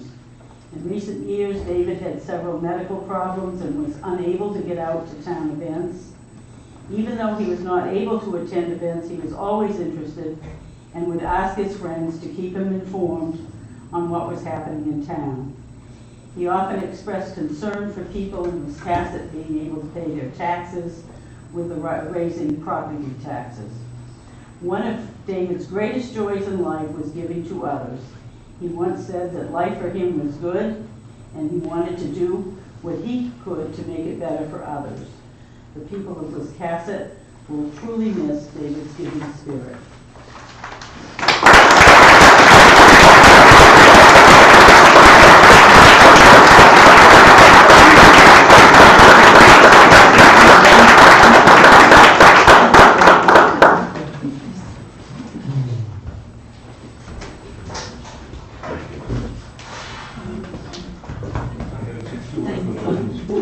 I'm so sorry. Very, very proud. Yes, you did. You did this. Thank you. Thank you. Thank you so much for coming, Sharon. Thank you so much for coming. Absolutely.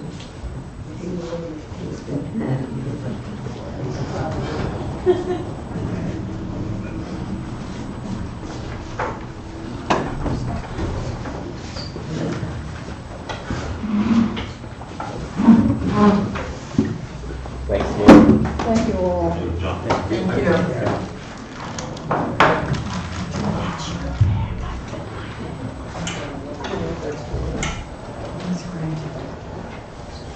Okay, let's do the approval of the treasurer warrants, payroll warrants for May 10th and May 17th. I move that we approve the payroll warrants of May 10, 2019 and May 17, 2019. All those in favor? Accounts payable warrants for May 14th and May 21st. I make a motion to approve the accounts payable warrants of May 14, 2019 and May 21st, 2019. Second. All those in favor? Thank you. Approval of minutes for May 7th, 2019. Are there any? I have a question. There was one part of the minutes. It was on the peer approval process. I read it earlier today, but I think it said that I abstained from a vote on the Chamber of Commerce, and I don't remember abstaining from that. I was going to go look at YouTube. I didn't have time. You can correct me if I'm wrong, but it's where is it? It says. I abstained at the end from the community, the rec center budget vote. I definitely abstained from that, which I remember, but it said that I moved to approve the Wiscasset Area Chamber of Commerce permit and that vendor permit, and then that I abstained from the vote, and I don't think that I did. I think you abstained because you thought they should not raise the fee. No, that was Bob. That was Bob. Okay. You want them to have a line. Nope. I don't know. The only thing I remember is I really wanted the beer on the pier thing to happen, but but I mean, if I did abstain, I didn't go back and look at YouTube, but I feel like I did one abstention and it was during other business with the rec center thing, but not that. Well, it doesn't make sense that you would move it and then abstain. Right. Yeah. I know. That was it. Okay, I'll check it. You check that out, Jackie. Any other questions or? I'll move the minutes as presented. Amended? Oh, Because we're going to, all right, then as we're going to amended. correct that abstention. Jackie's going to look into that and Okay. correct it if need be. Did somebody? Move the minutes as amended. All right, I'll second it. All those in favor? 5-0. All right, the next one is committee appointments. First one we have, Catherine. I'd like to take these in separately, if we might. Certainly. Should I make a motion or just make a request? Or? No, that's fine. You've requested it, we can do it that way. The first one is Pam Logan for Historic Preservation. I'll move Pam Logan. Second. All those in favor? Opposed? Thank you. And the next one is Dan Sortwell, Conservation Commission. I'll move Dan Sarple to the Conservation. Second. All those in favor? 5-0. Thank you. All right, our next one is 2 more public hearings. We have another one. This one is the annual town meeting warrant articles. And I have a motion for a public hearing. So moved. Second. All those in favor? Thank you. John, you can take this one over? I'm not sure what the protocol is here. This being my first time through it, but I'll go by this. Apparently, we read the preamble readings. In the name of the state of Maine, we hereby, this is the preamble, required to notify among the inhabitants of the town of Wiscasset, Said County and State, qualified by law to vote in town affairs to meet at the Wiscasset Community Center, 242 Gardner Road, the 11th of June, 2019, from 8 o'clock in the morning till 8 o'clock. Article 1, which doesn't apply here, would be to elect a moderator to preside at the said meeting. There are vacancies. Article 2. Article 3 is the first one that would really be appropriate for discussion, and that is regarding the Wiscasset School Department budget for the upcoming school year. And the vote is basically whatever the Wiscasset School Department voted on, or at the meeting, the budget last week, I think it was. And you'll notice there's no dollar figure on that. It just is confirming that that number is appropriate. Article 4, shall the town vote to appropriate the following estimated revenue to reduce the tax commitment? Would you like to read the whole thing? No. Okay. So the total figure is $2,064,374. Any questions on any of the revenues? No? No? Article 5 would be whether the town should vote to raise and appropriate $172,056 for town office administration operations. So, any discussion on that question? Yes. Article 6 would be, shall the town vote to raise and appropriate $90,769 for the airport? And the note there explains that the airport anticipates $58,580 in revenue, which partially offsets the above appropriation. All board was unanimously in favor of that. Article 7, shall the town vote to raise an approximately $17,367 for animal control? That vote to approve that was unanimous on behalf of the selectmen. Article 6, Article 8. Raise and appropriate $6,778 for the Office of Assessment. Any discussion?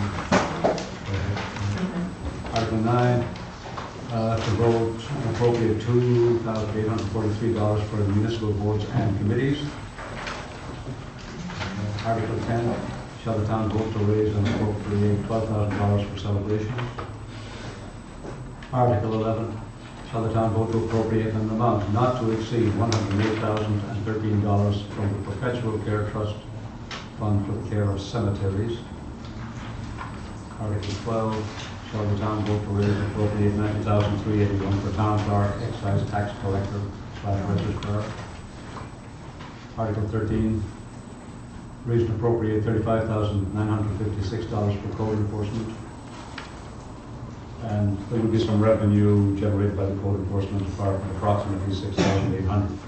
Article 14, shall the town vote to raise and appropriate $20,000 to update the town's comprehensive plan. Article 15, shall the town vote to raise and appropriate $20,000 for contingency. Article 16, shall the town vote to raise and appropriate $197,500 for contractual services. And that ranges from everything, legal fees to engineering studies, and maintenance contracts sometimes. So that's $197,500. shall the town vote to raise and appropriate $19,185 for Office of Elections.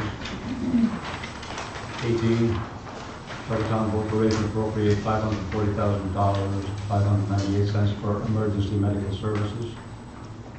The note says the EMS department anticipates approximately $288,000 in revenue, which partially offsets the above appropriation.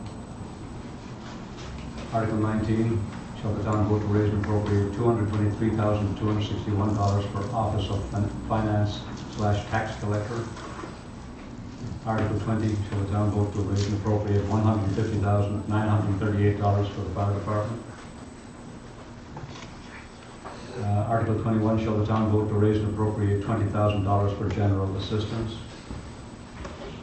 Article 22, shall the town vote to raise and appropriate $79,141 for municipal building maintenance and operations. Article 23, shall the town vote to raise and appropriate $201,143 for municipal insurances.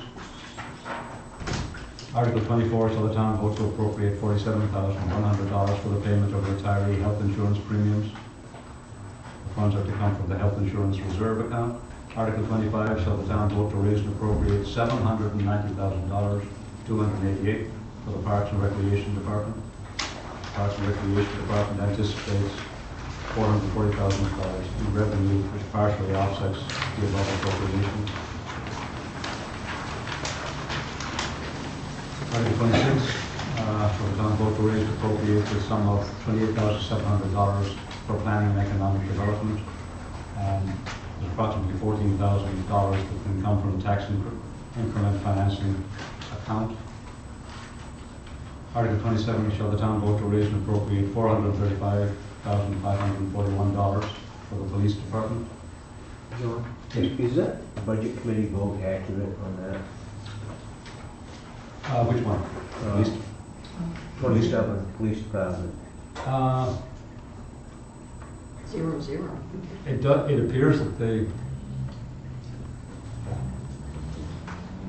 was one article, I remember there was something odd about it, I can't remember if it was the 00. I will check on that, but I don't have my budget committee notes.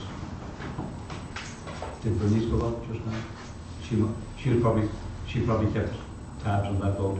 I was just curious, it appears that they didn't vote. It does appear like that, and there was one vote. I didn't remember that one. If you wouldn't mind, I can go ahead. No, I just wondered if it was accurate, but that's fine. Generally speaking, it's been proved, but it still may be a mistake. Article 28, shall the town vote to raise and appropriate $50,166 for the police department, school resource officer. Article 29, shall the town vote to raise and appropriate $275,314 for the public utilities, street lights, fire protection, hydrant rental, we talked about that. Article 30, shall the town vote to raise and appropriate $636,600 for the public works department. Article 31, shall the town vote to raise and appropriate $27,162 for Office of Selectmen. Article 32, shall the town vote to raise and appropriate $14,397 for the senior center. They're anticipating approximately $6,000 in revenue. Article 33, shall the town vote to raise and appropriate $6,003 for shellfish conservation. They expect approximately $2,700 in revenue. Article 34, shall the town vote to raise and appropriate $593,944 for the transfer station. They expect to have approximately $254,022 in revenue. Article 35, shall the town vote to appropriate the sum of $750,636. The entire amount is to come from departmental revenues and surplus for the total enterprise fund wastewater treatment plant. Article 36, shall the town vote to raise and appropriate $44,909 for waterfront and harbors. They expect approximately $20,800 in revenue to partly offset the appropriation. And then we're into community organizations with Article 37. Shall the town vote to raise and appropriate $57,250 for the Wiscasset Public Library? Article 38. Article 38, shall the town vote to raise and appropriate $1,500 for healthy kids? Article 39, shall the town vote to raise and appropriate $1,515 for New Hope for Women? Article 40, shall the town vote to raise and appropriate $2,000 to support the Help Yourself Food Pantry and the Church of the Nazarene Outreach Food Pantry? Article 41, shall the town vote to raise and appropriate $600 to support the American Legion Flag Flag Day? Article 42, shall the town vote to appropriate an amount not to exceed $35,400 from the capital reserve account for fire and EMS radios and repeaters? Article 43, shall the town vote to appropriate an amount not to exceed $10,000 from the capital reserve account for planning and engineering for heating, ventilation, and air conditioning for the Parks and Recreation Department? Article 44, shall the town vote to appropriate an amount not to exceed $40,000 from the capital reserve account to replace lockers in the Wiscasset Community Center?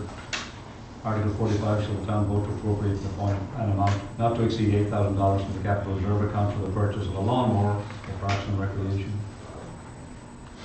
Article 46, shall the town vote to appropriate an amount not to exceed $45,000 from the capital reserve account for municipal building floor rehab?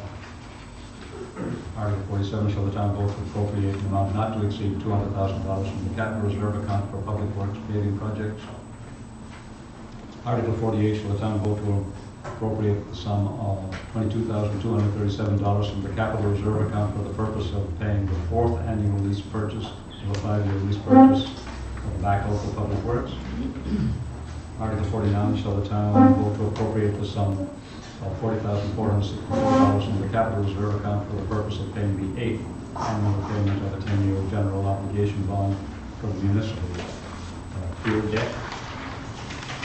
Article 50, shall the town vote to appropriate the sum of $117,707 from the capital reserve account to reduce the tax commitment? Article 51, shall the town vote to appropriate the unexpended balance of capital improvement projects totaling $157,007 to reduce the 2019 tax commitment? And then next category is debt service.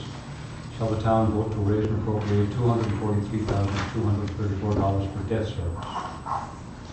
Article 53, to see if the town will fix Friday, October 25th, 2019, and Friday, April 24th, 2020, as the dates when semi-annual tax payments are due and payable, and instruct the tax collector to charge interest at the rate of 8% per annum on all taxes unpaid after said dates. Article 54, I'll just read the shall the town vote to authorize the tax collector to enter into standard agreement with taxpayers establishing a tax club payment plan for commercial and or residential real estate property taxes, whereby 1, 2, 3, 4, 5 in your sheets there. Article 55, shall the town vote to approve the following: pay interest of 1.5% per annum on any amount overpaid on property taxes as required by statute, and to authorize the payment of tax abatements and interest approved by the Board of Selectmen from the overlay. And it goes on to, They're just housekeeping. is that? They're just housekeeping articles. Okay. 56, shall the town authorize selectmen to levy any unexpended balances they deem advisable to authorize selectmen to set on a later date the amount of undesignated fund balance, if any, to be used to reduce property tax assessment. And Article 37, shall the town vote to appropriate monies received from the state of Maine to fund the snowmobile registration fees to the Wiscasset snow blowers for the purpose of maintaining trails. And that is it? Okay, that's the one. Yes, Bob? It would seem like the language in Article 35, of which our treatment plan budget is now not necessarily correct, it's misleading at best. Can you repeat what you said? The Article 35, the wastewater treatment plant article, it seems like some of the verbiage there is now inaccurate. And it's misleading at best. Maybe some of that should be trimmed out. Because some of it's not going to come from Department of Revenues, it's going to come from something within our whole. Yeah. Well, if it weren't a written ballot, there could have been a motion to dismiss it. I'm not quite sure how to. Well, I'm not trying to dismiss it, I just want to take the inaccuracy out of it. Did absentee ballots? Did this go out? Absentee ballots are already out. Right. The ballots are already out.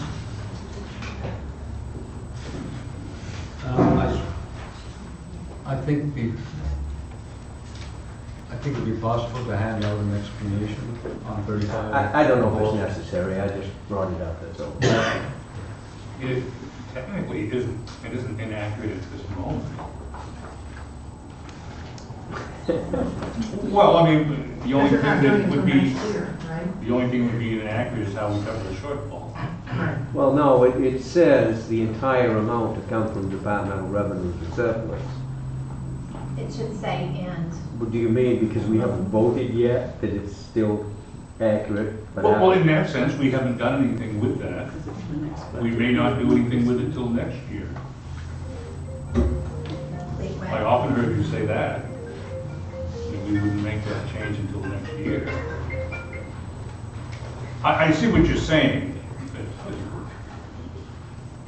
I remember we talked about this in the budget process.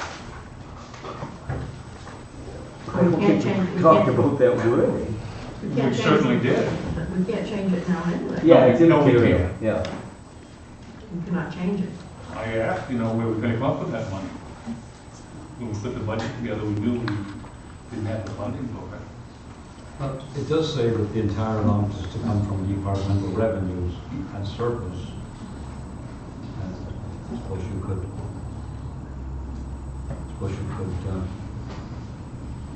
say that some of the reserves might have originally come from surplus, or whatever you could say. Well, you could, but I asked the same question the year before, and I was told the surplus meant out of the sewer account surplus. That is what it means. Right. Right, I remember that. My only point was that I think it's misleading because it says the entire amount to come from departmental revenues and surplus, and it's now that we apparently have made a decision, which we'll vote on later, to not fund the entire budget that way, that statement is inaccurate. But I don't have a problem with it. If it's already been printed, let's just go ahead with it. I just brought it up because I thought there might be an opportunity to correct it. Anything else on the warrant? Does anybody have any questions?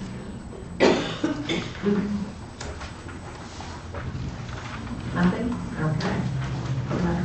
Have a motion to close the public hearing. All those in favor? Okay, we have another public hearing to discuss comment for the special referendum town meeting warrant expansion of septic system easement to Pan Am Chewonki LLC. Can I have a? I'll move we go into public hearing for the purpose stated. Second. All those in favor? Okay, John. Yeah,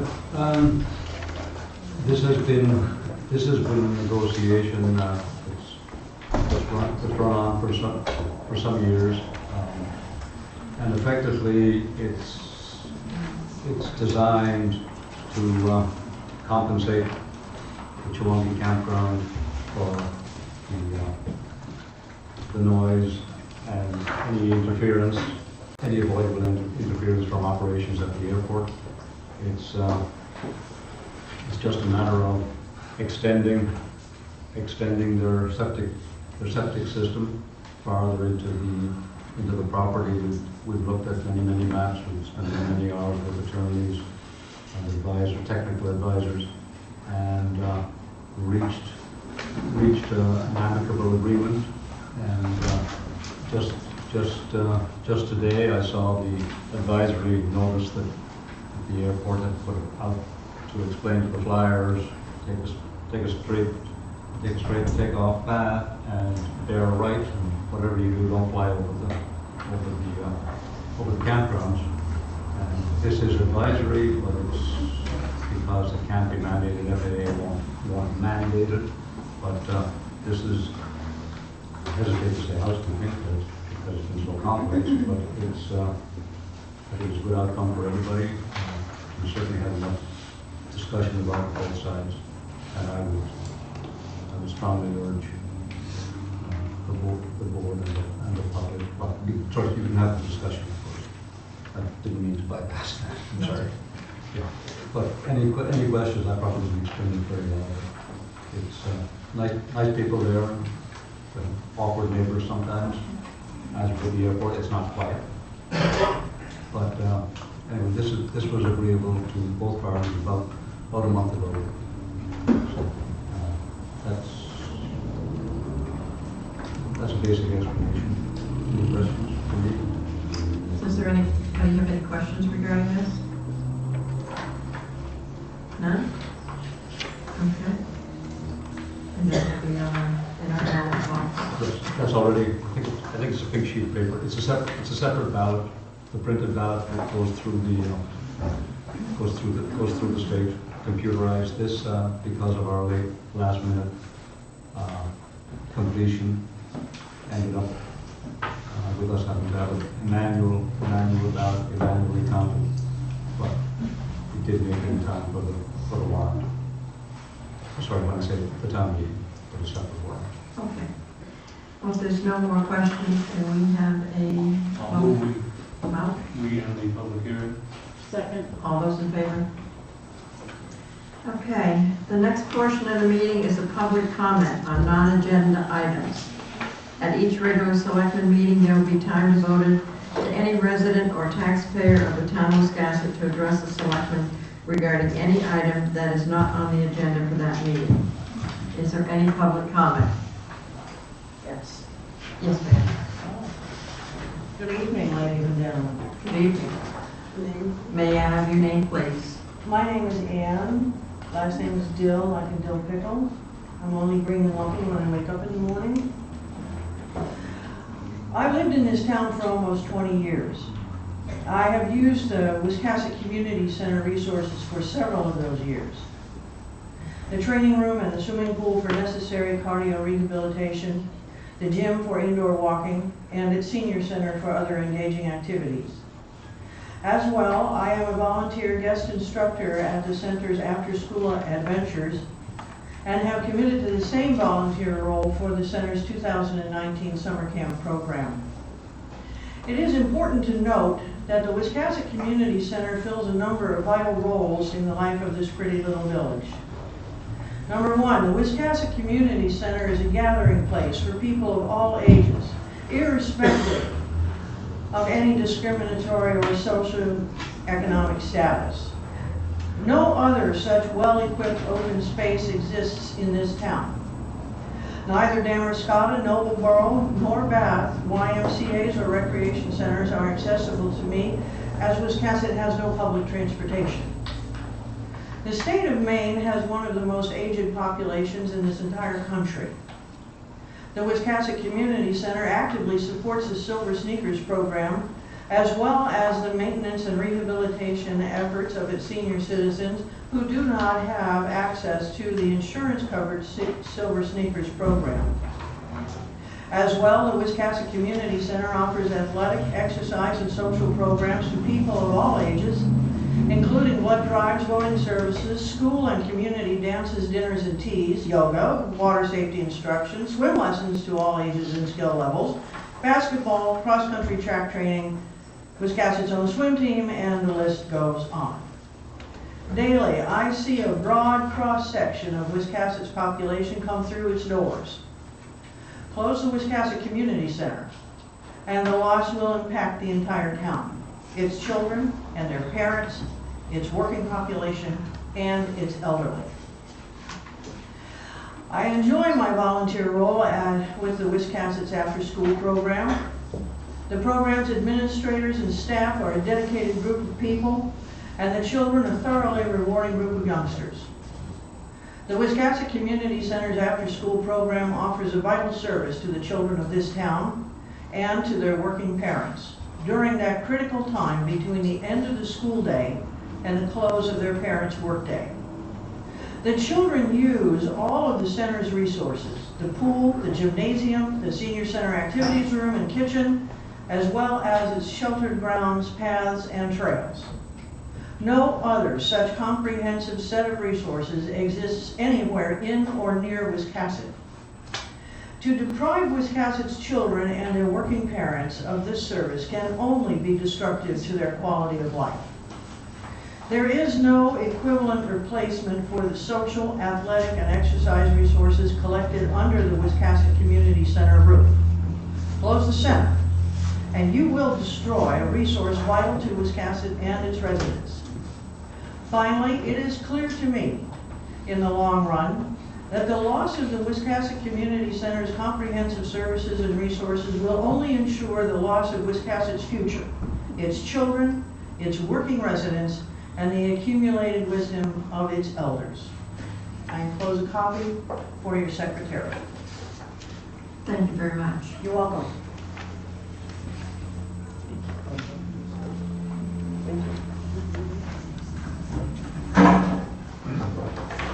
Is there anyone else that has anything for public comment? Yes, sir. Please state your name. Evan Gutowski, Wiscasset, Pier Beers. I'd like to give you all an update and maybe get some more guidance from you all. Isn't that supposed to be on the agenda? I'm not on the agenda. It's not on this agenda. No. I would say the board is not going to make a vote on this. We can't deal with it. Yeah, sure. You'd have to be on the agenda. Yeah, and I'm not looking for a vote. Well, this is a public hearing for, I see this is your time to speak. Go ahead. If you want to let him speak. We can't do anything. Okay. I would like to hear what he says. Okay. Fantastic. Last meeting, you guys basically gave me the only task of talking to the chief. I reviewed everything with the chief and he approves. As far as next phases, we've discussed everything with a few members of the planning board, whether we're going to need a site plan review. There seems to be some disagreements, some gray area as to where the pier needs business on the pier needs a site plan review. Let's see, other than that, we're currently waiting a call from the health inspector, and then we'll be moving right along with an agenda and then having a public hearing for a liquor license in the future pending approval by the board. Okay. All right. Thank you. Thank you. The planning board needs to be involved in this? I mean, we haven't had the planning board involved in any of the other businesses down there. Maybe the beer is Maybe because it's a little different. Why did you go to the planning board? I haven't yet, but there seems to be a gray area. Carl Olson was concerned, some of the members were concerned that I needed planning board approval. As Glenn said, I don't believe that the other vendors went through. Like, we've got a few more applications here. No requirement for the planning board that I've. It's a temporary structure, seasonal on the pier like the other places. Correct. At some point, you would have to have a public hearing on the liquor license, but that's the only thing different from the rest of them. Well, the board would have to approve. And just approve being up here is my next, yeah. So can you get on the agenda for the next meeting? I believe these. Because he did when we asked him. Already. I thought it was on the agenda tonight, but I wasn't, so Kathy recommended that I join in a public comment. Yeah, he could be on the agenda for June 4th. Awesome. Fantastic. Okay. Thank you very much. Thank you. Anyone else have any public comment? I'd just like to say something about Mrs. Dill's presentation and what she had to say. And it sounded to me like people believe that the board is going to close down the rec center. I mean, that's the first I've heard that from at least a half a dozen people. Well, in the I last think it's 10 days. rumors. We have never discussed closing down the rec center, to my knowledge. I'm speaking for myself. But I've heard from other people too, and it sounds like it's that, you know, when the kids all sit in a circle and start, one says one thing, and by the time it gets around to the end, it's totally out of control. That's why I brought it to your attention, and I appreciate the reassurance. I just think that may be, you know, what has happened in this case. Yes, we're concerned about the budget, but we certainly haven't gotten to the point where would discuss closing it down. No. Yes. I could see where somebody might fear that that was what was coming, because through the entire budget process, some members of our board, Bob, I don't know if it was you, Ben, but you brought up repeatedly concerns about the revenue falling short of what anticipated revenues were. And there was that weird language in last year's warrant that created the situation we're in now, where they're short on revenue, but they haven't exceeded their budget amount, and we put a cap on their personnel expenses.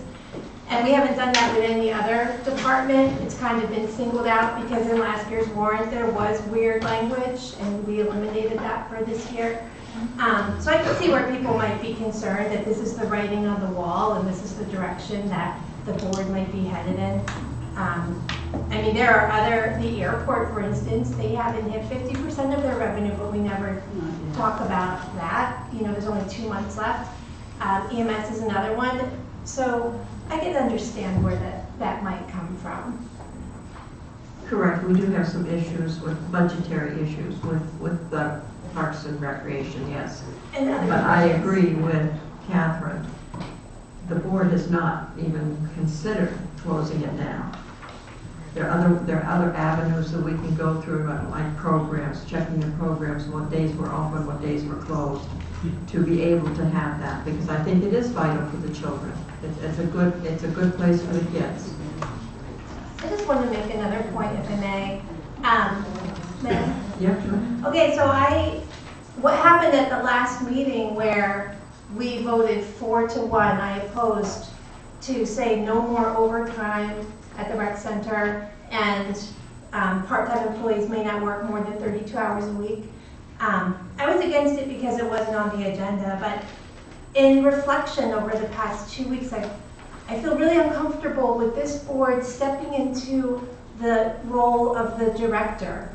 We are not the directors of the Parks and Recs, and I can understand giving our department head guidance or saying to them, like, you need to not exceed your budget. But to go in and say specifically which line item, I'm not really sure how we're qualified to do that. We have an excellent director, and if I was her, I'd be looking for another job. I mean, because she probably doesn't feel supported by this board. Like, that's her job, that's not our job. Another instance where and I have no idea why this guy left, but we lost a department head who was excellent. That Doug Fowler guy. I don't know why he quit or where he went, but could it possibly have anything to do with us sort of overstepping our bounds and making decisions that really aren't our place? That's just my concern. We have great people. I believe we should empower people and build them up, but I don't think it's our job to micromanage departments. Thank you. Well, I don't think we micromanage that department for a moment. And we didn't single them out. They were one of 2 departments which at this point are running a fairly substantial overdraft. And it is the responsibility of this board to pay attention to such things. Absolutely. And as far as the budget goes itself, I mean, the rec department, if I wanted to close it, I would have voted against it. And I have voted for every rec budget since I've been here. I didn't say that. Well, you. But I think also the part, correct me if I'm wrong, the business with the overtime and the part-time help, that does give us into labor issues and insurance issues, am I not correct? Well, with regard to the overtime, they need not feel singled out.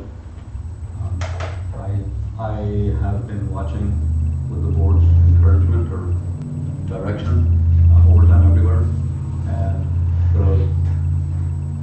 my view is short of an emergency, overtime is not an efficient way of doing things. It's supposed to get approval in advance from me, and there were certain departments that had, even with part-timers, had overtime for part-timers, which is unheard of. First time I saw one of those, doesn't matter which one department came back, wasn't rec, and I was seeing overtimes at a level I've never even imagined for part-timers. And so the direction about overtime has had some success bringing overtime pretty much in line, as the board would have noticed. as they look at payroll lines. I'm not. Well, I think it's important that it's not just Parks and Rec, that it's been many departments. And if we only ever focus on Parks and Rec, people could get the impression that there's a problem with Parks and Rec. And if there's not, then that's great. Thank you. As far as I'm concerned, there's not. Our job is to look at the financial part of it, to keep that, not to be in line. We have a budget, we have monthly reports. And when I sit down and I look at those monthly reports and see where they are financially, if I feel that there's gonna be a problem that they're gonna over from their budget, I'm gonna go to John and say, hey, I have a concern. I don't want you going up there to the highway department or whatever, tell them they can't do this, I have a concern. It's his responsibility as town manager. So why did we vote? I'm sorry, to do what? When did we vote on that? Like 2 weeks ago, we voted to tell Parks and Rec that how to manage their part-time staff and overtime. This select board voted. Yes, We did not go to John and direct John to talk to Lisa. I This have select board spoken to voted. John more than once about the overtime. Then why wasn't it an agenda item? Like it came up as other board business? Like we don't have to Because go round and you brought it up round, under board I business. brought it up because ultimately this board is responsible So- for these overdrafts, and I'm concerned about that. I just feel like the appropriate thing to do would be to speak to the director and have the director take care of her department. Can the Yes, director Liz. speak? Yes, Lisa? Thank you. First of all, I am glad I get a chance to speak tonight and tell you.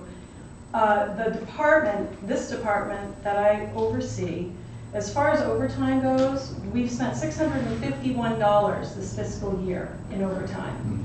I will give you that. $25 in July, $84.75 in September, $228 in October, $76 in November, $93 in February, and $143 in March. I feel like I've been extremely responsible with my overtime.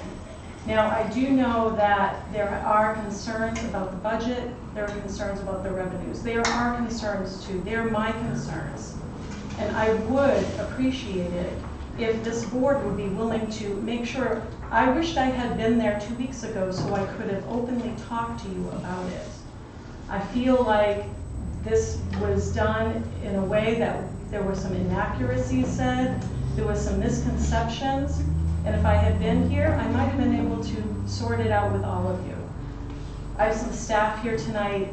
It has been very hard on my staff to tell them that they have to go down to what I said was 31 hours a week, because when I watched the video, Mr. Blagden said he did not want anybody working more than 30, he wanted them under 32 hours per week. So I made sure I listened to that and followed that closely, and you will see this week, everyone is at 31 hours a week or less. That is going to hurt our services. However, going forward, I do know that we need to be careful through the end of the fiscal year, and I've made changes to do so. And I do welcome all of you to talk to me about those things instead of bringing them up in a meeting where I'm not even aware of the fact that I can't even discuss it with you. Thank you. Thank you. I'll just add that Lisa and I have had very detailed discussions about where the department is now and what other sources of revenues could be entertained. And I have seen that you put together certain programs to better utilization of the space. So I think that's about where we are in the current budget year. That's as much as anyone can do. So that's my 2 cents worth. Okay. Any other public comment? Okay. Yes, sir. That doesn't seem like a very... Excuse me, please. Dennis Hebert. Okay. That doesn't seem like a lot of money to spend on overtime. But overtime can also be telling us something. What is it telling us? Is it telling us that we have a program that needs more personnel? Or what does it tell us? And that should be up to the department head to determine that, not the board. You give her the money, she takes care of that. If you don't like it, you talk to your city manager, and he takes it from there. I'm very upset that the board would ever say, Bob, that they should have a particular time limit or a number of hours. That's up to the administrator as to the department. So if everybody does their job the way they're supposed to, you won't have discussions like this. Thank you.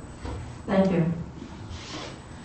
Okay, let us go on. Next thing is department head and committee chair reports. Does anybody want to say anything about those? I guess I did. Go ahead. So, I don't know if the chief is here. Oh, I just wanted to talk to you about all the criminals you've been apprehending. Like, holy cow, we're up quite a lot. 150%. Yeah, I was shocked by that. And with the skeleton crew, I'm just wondering, is there anything, like if you could do something to make this better, more easily manageable, what would it be? Is it eliminating all the part-timers and getting full-time people? Or I'm not saying that's what we're going to do, we can't do that now, but what do you need? I think I need 2 more full-time people. And over the course of the next year, I hope to convince you that as well. And I think the numbers speak for themselves. I think it's consistent law enforcement. I was sort of shocked. Thank you.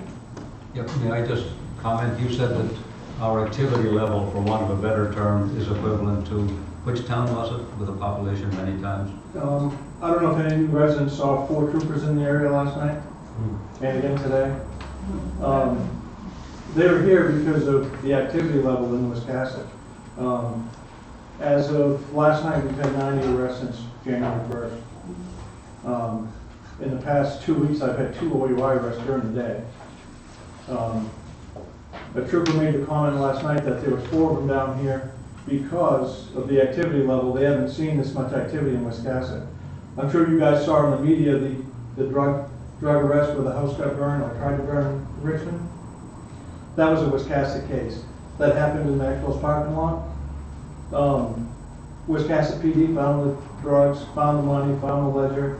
Main drug took all the credit, which was fine. They weren't looking for my house to burn down. A week following that, the same lady I arrested coming out of the high school with more drugs than I found the first time, more money, and she had a loaded firearm hidden in the boot in the back seat. So there's stuff happening in Wiscasset. It just doesn't, without that consistent law enforcement, it just don't find it. And when I have a part-timer, currently we fill 55 hours a week with part-time staff. I just lost 2 of my part-timers. Right now we're counting on the sheriff's office from 2 to 7 in the morning. I can't hold the part-timer accountable. They have full-time jobs elsewhere. How I could get 2 people in the first place to work 2 to 7 is beyond me, but I had 2 people. It didn't last very long. But we just need that consistent enforcement. I mean, what the townspeople doesn't know is at 3:30 in the morning, down at the elementary school, we had a female raped in the parking lot. That's still ongoing. That, it was a part-timer working. I mean, the stuff happening in Wiscasset, you just need the law enforcement there to bring it out. And I struggle every week. My overtime budget, I'm allowed $12,000 a year. I think right now we're at $27,000 with overtime. So we are using the overtime. I'm still on the budget, but this stuff happened. And I do need more people, full-time people that I can hold accountable. And I'll prove it over the next year. And just so everybody knows, I put my house on the market in Washington, and I'm looking at a house in Wiscasset, so I'll become part of your tax paying.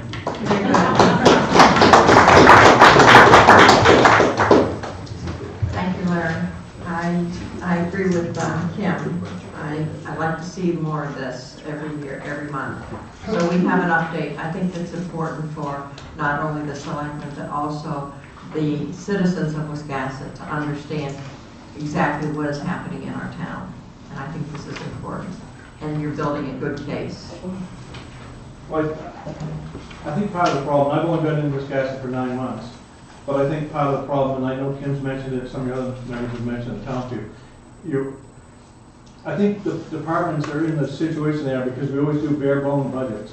And when something happens, like when I have a part-timer go out, I'm at bare bones, I struggle with that. And the thing with the sewer district, I think the town needs to fix things instead of just waiting to do it in coming years. Just do it right the first time. Like Bob said, do it right the first time. Thank you. And more. Okay. Okay, so the next thing I wanted to mention was the Scout Hall. So I read in, I think, Mr. Snowden's report about repairs that they did on the Scout Hall, and I was just wondering at some point if we could put it on our agenda to talk about that property and what we want to do with it, because we're paying people to go and fix sills and stuff, and I don't know what we're doing it for. Next thing I wanted to ask about was the other town properties. So in Bernice, I think it's your report with the town properties, you're saying 11 people signed, 2 people paid, and then that leaves 5 properties that we own. And are we putting for sale signs on them? Maybe not the mobile homes. I don't know if anybody would buy that. There's 3 that are mobile home only, but then 2 that are actually properties. Did we get the senior citizen letter out or for sale signs? Like, I was just curious when and how that's happening. I was waiting for direction from the board and what they wanted to do, if they wanted to proceed with the mobile homes or not, and then what to do with the other 2 pieces. And so do we do that as part of your report, or does that need to be on the agenda? That has to be on the agenda. So that should be on the agenda Yes. then. And when Bernice is ready to bring it forth, then she will bring it forth. Okay, because it was in her report. Yeah.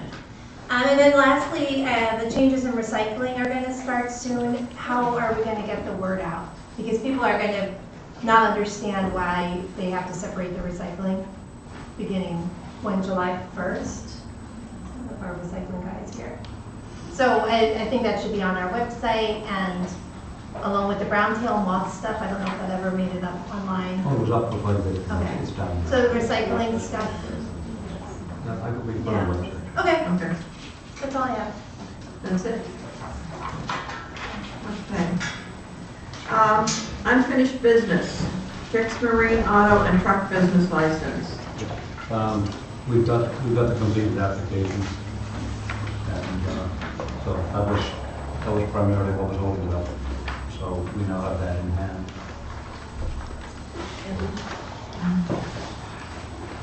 So this matter of got the notations from code enforcement officer and the police department.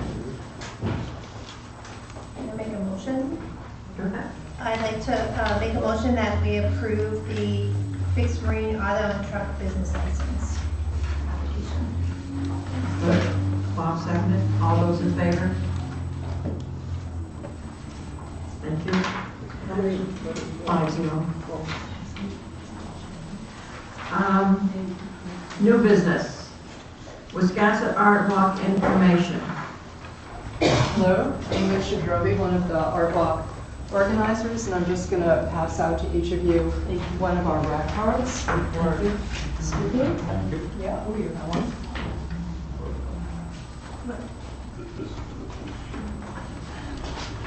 So the Wiscasset Art Walk is now entering our 7th season, and we have widespread participation from throughout the village, including galleries, shops, and restaurants.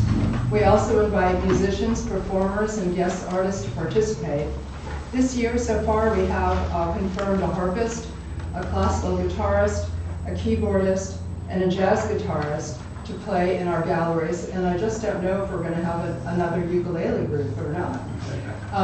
That's an inside joke here. We'll also be having a mother-daughter, young-daughter musical duo perform. The mother mentioned on the slide to me that she'd like her daughter to be involved with the Art Walk to encourage her to practice. And we are very close to having a street juggler. We're inviting food trucks once again to Middle Street, which we turn into an informal bistro space with portable tables and chairs. We'll be hosting a number of community groups who set up tables on the sidewalks, and these include the Garden Club of Wiscasset, who will be selling fresh bouquets from their members' gardens. Lincoln County Historical Association and New Hope for Women will chat with visitors about their mission work.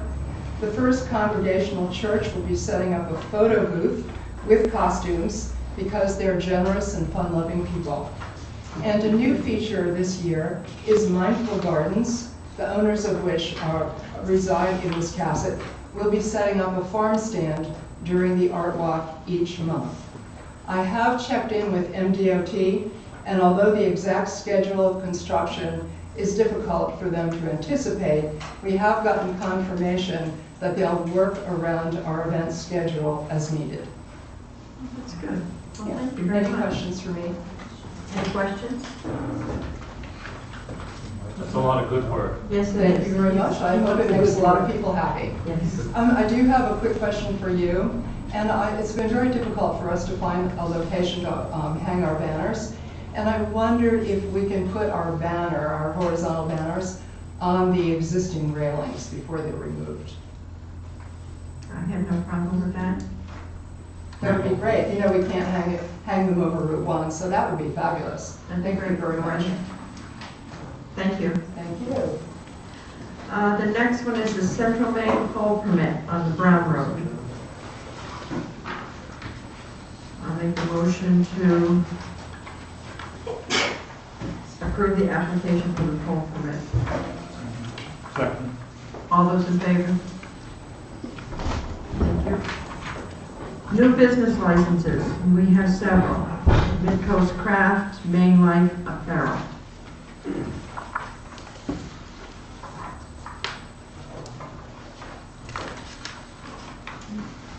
I make a motion to approve the business licenses for Midcoast Craft and Main Life Apparel. Second. All those in favor? Monthly financials from Department Year-to-Date Expense Report and HM Paste Statement. Looks like we're doing pretty good. Everybody's still okay? In the range. They're in the range, okay. Does anybody have any questions on the financials? Just to thank Louise for her hard work. Yes. All right. Peer vendor permits. Claudia Stortwell, Wiscasset Farmers Market, and Nick Lieberman, Main Life Apparel.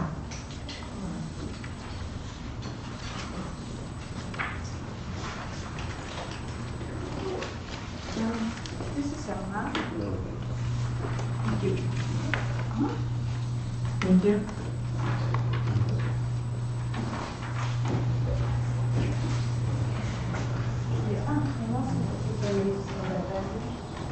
Thank you.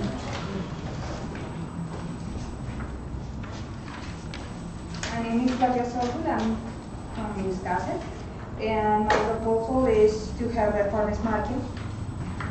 I think Wiscasset is ready and need a farmers market. So I talked to the committee of the waterfront, and as you can see the map is at the end. So it's not going to interfere or to block any entrance of the trucks with the boats or something. And it has a lot of parking lot for customers.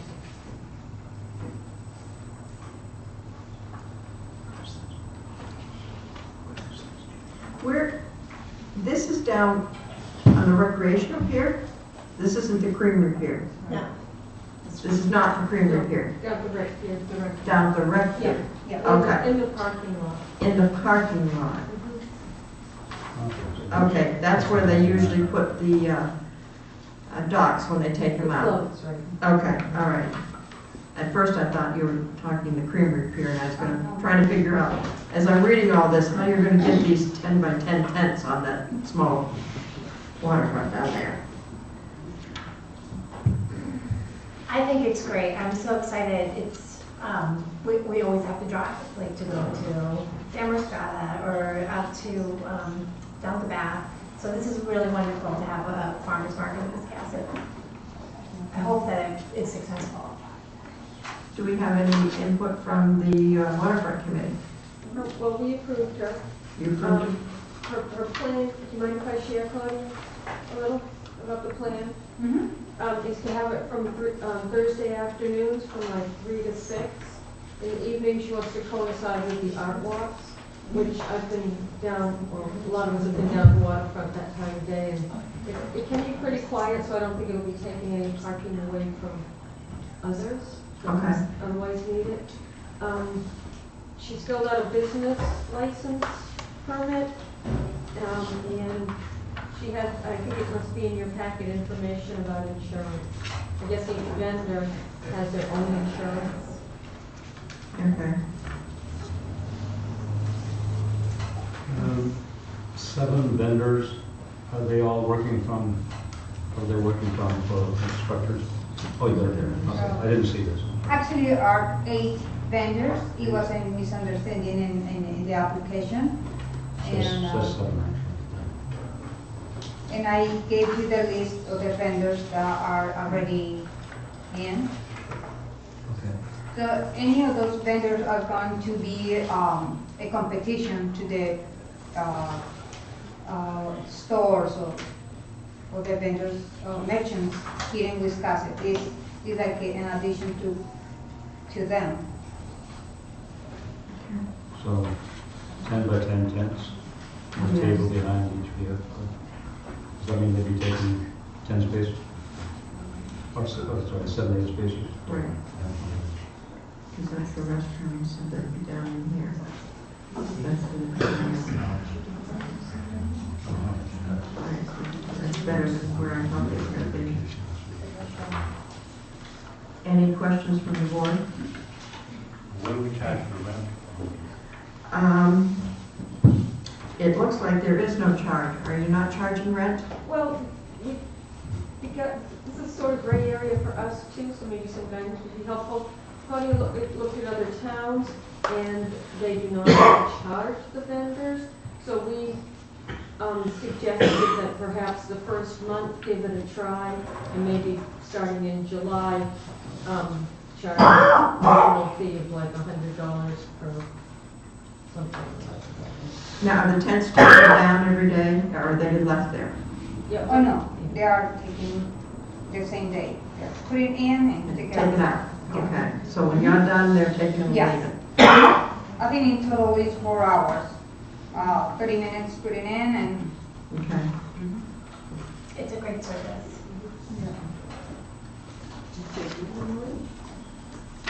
So I'm sorry, Susan, what were you saying there? You didn't get about the fee.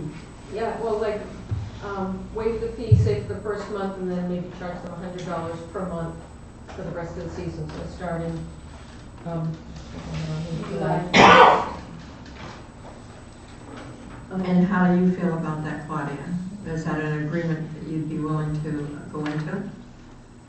Yeah, well, my expectation was not to pay because we do other farmer market and they don't charge us. But I understand that it's a business, and I think $25 per day is okay. What's the pleasure of the board? You said this is once a month? No, it's once a week. Once a week. Once a week.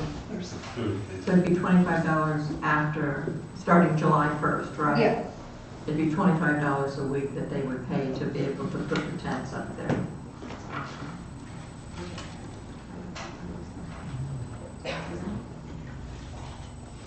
So you, when you and Dan take Big Barn Coffee out, you don't have to pay? No. No. I don't know how it works at every farmer's market, so that's. Well, makes we me are wanna doing know a something. bath farmer Yeah. market. They don't charge us to have the farmer's market over there. And also booth pay, they don't charge us to have the farmer's market. Because it's really good, like, I don't know if you go a lot, but when you go to the farmer's market, there's like tons of people come out and everybody's shopping and it's just like a nice community thing to do, and then people are there and then they'll go into the shops or do other things in the community. That's good. I think even for the people in Wiscasset, not even the people who felt like. I mean, I think it's mainly for that, we're not really for the, it's mainly for the people living here to go to the farmers market. Yeah, as you can see, most of the vendors are from Wiscasset, Alna, West Rhode Island, and only 2 are a little far away because I couldn't find somebody that had poultry, turkeys, and everything nearby. So and I have a plant vendor also that is from North Bath. It's the only 2 vendors that are a little far away from Wiscasset. The rest of them are from Wiscasset and Alna, West Rhode Island. Yes, Bob? Looks like, taking up like a dozen parking places there. What's gonna happen if, when you show up to set up, half of those have got cars parked there? There's like a dozen parking places here that you'd be using. If you show up at 3, half of those may have cars parked in them. I mean, depending on the tide, and, how would you deal with that? Well, as you can see, most of the people who come with the boats and everything, they are from here, and this is the part. We are at the end, so it's not going to interfere with anybody over there. And we can early in the morning to put a sign that it says do not park along this line, so they can park here and not here. And why not on the pier? Why not? Why on the parking? Why in the morning like this they could not use the pier? It's only just a few little houses that sell something, jam or.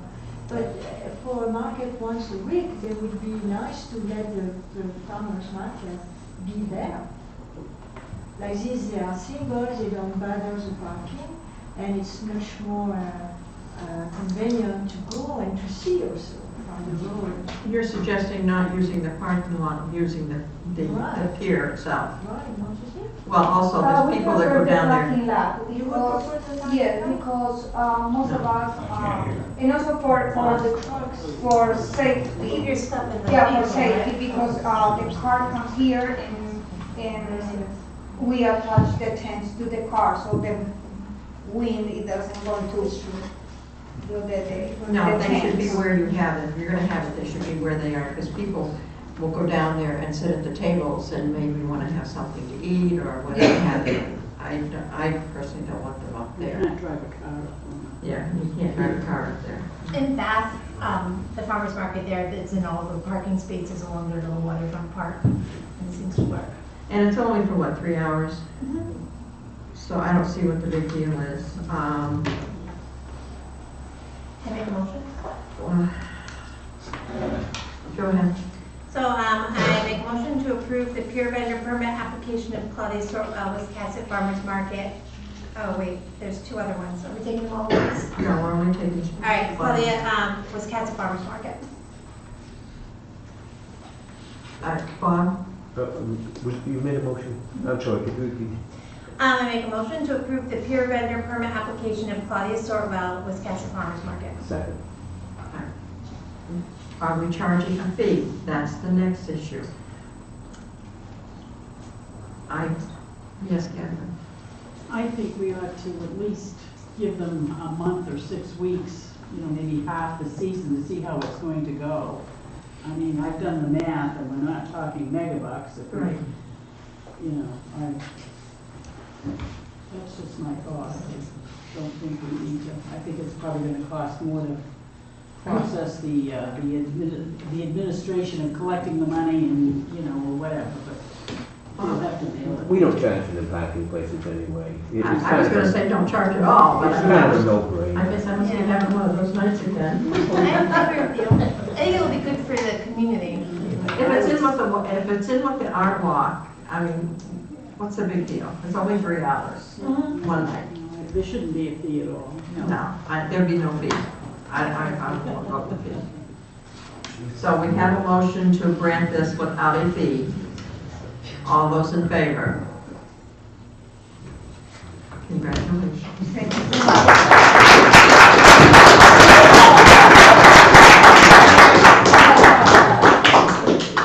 Okay, the next one, Main Life Apparel. Good evening. So Main Life Apparel, I created the logo and I'm a clothing line. My jewelry is made in Maine. Everything is from Mainers, made by Mainers, Maine businesses. I have jewelry line, I have glass etching line, and clothing line.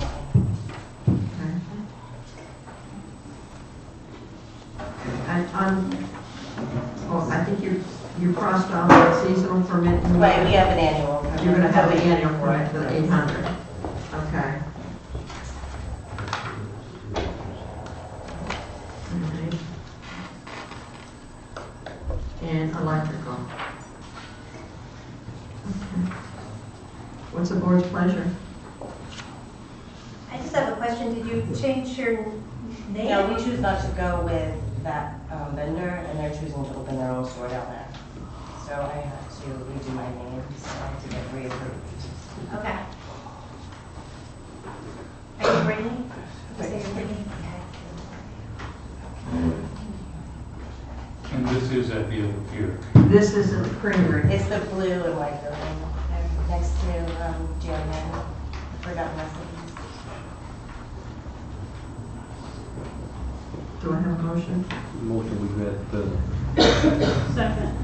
All those in favor? Congratulations.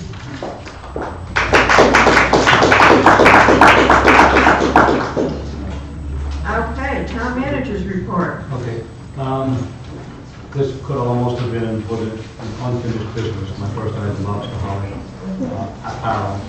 There was a little confusion in the vendor permit, so that's been straightened out inadvertently.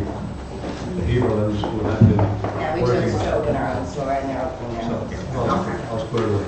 But, the vendor permit was approved despite the fact that the applicant was erroneously put down as the Heberlins. So that's been corrected to Mark, who's standing in the back there. And the other thing is, asking the board tonight to approve the business license, which I don't think at other points, a business license was required for vendors on the pier, but the business license has been submitted, and I'd like the board to approve. So moved. Do I have a second? Second. All those in favor? Congratulations. Thank you. He's from Booth Bay, and there's still plenty of brewers left down there, even though he's out of town. Okay. Let's see, that comes with the territory. 4th of July parade celebrations. We now have 1, 2, 3, 4, 5, 6, 7, 9. Read the names out. You've got them all there. I think you had it. You had the last one. I've got 8. Okay, well, I have 9. Somebody told me that Pat Cloutier of the Wiscasset Chamber of Commerce would be willing to talk. Pat Cloutier. Terrific. That's great. That's where we are. It's going to happen. So that's good. I don't know who's going to chair it, so on and so forth. And plus, we marked off Judy Flanagan. I guess she said she wasn't going to do it. So now we're back down to 8. So to make it 10, do you think from the selectmen will maybe could I think Kim should be. I think that's I love good. the party. I'm not going to be here that week. I'm on vacation. Anyway, so that's where we are. It looks like they're moving along. I don't know who's doing the bureaucratic stuff, but I would imagine that with a good start like this, some other people will start gathering. Anyway, that's.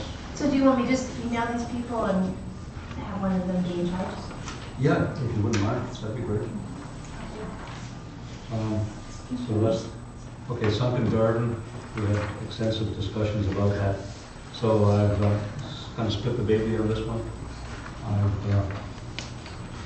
basically told people who are dedicated gardeners who've been taking care of this for many years. They explained to me they were in the planting season, and what I heard buying petunias, I said, okay, let's just let this run through the summer under the same arrangement, and we'll get into the whole bit about where the building should be, whether the building shouldn't be there, but look at that in the fall. And I don't think Ted is too worried about not having the opportunity to plant many flowers in many locations. So that's the update, and it seems to be satisfactory. Don Jones and Norman Gordon gave me explained all that they did, at which point I said, okay, leave it alone. It's working on that part, the rest we'll leave till the fall. If that's okay. That's fine. Brownfields grant cleanup. Thank you. Fingers crossed on that. Yes. The Brownfields cleanup grant interviews, we interviewed two people, one was Ransom and the other was Wood Company. Yeah. They were the only two that applied. We sent out RFPs, very big packages to quite a few people, and we were lucky to get two qualified applicants. What we have to do now is put together the strengths and weaknesses of both companies and their submissions, and then get the board, make a recommendation to the board. Now, from the town side, two selectmen, Kathy and Judy, were part of the process. I was, and Kathy came back in later, and we had a representative from the DEP and a representative from the EPA office in Boston. And obviously they don't vote, but it's very important that we pick a candidate that's acceptable to both parties, and so I think we will make sure that will happen. So that's the update. Sometime next week we'll do the analysis of what about two other interviewers and see what you think should be submitted to the board.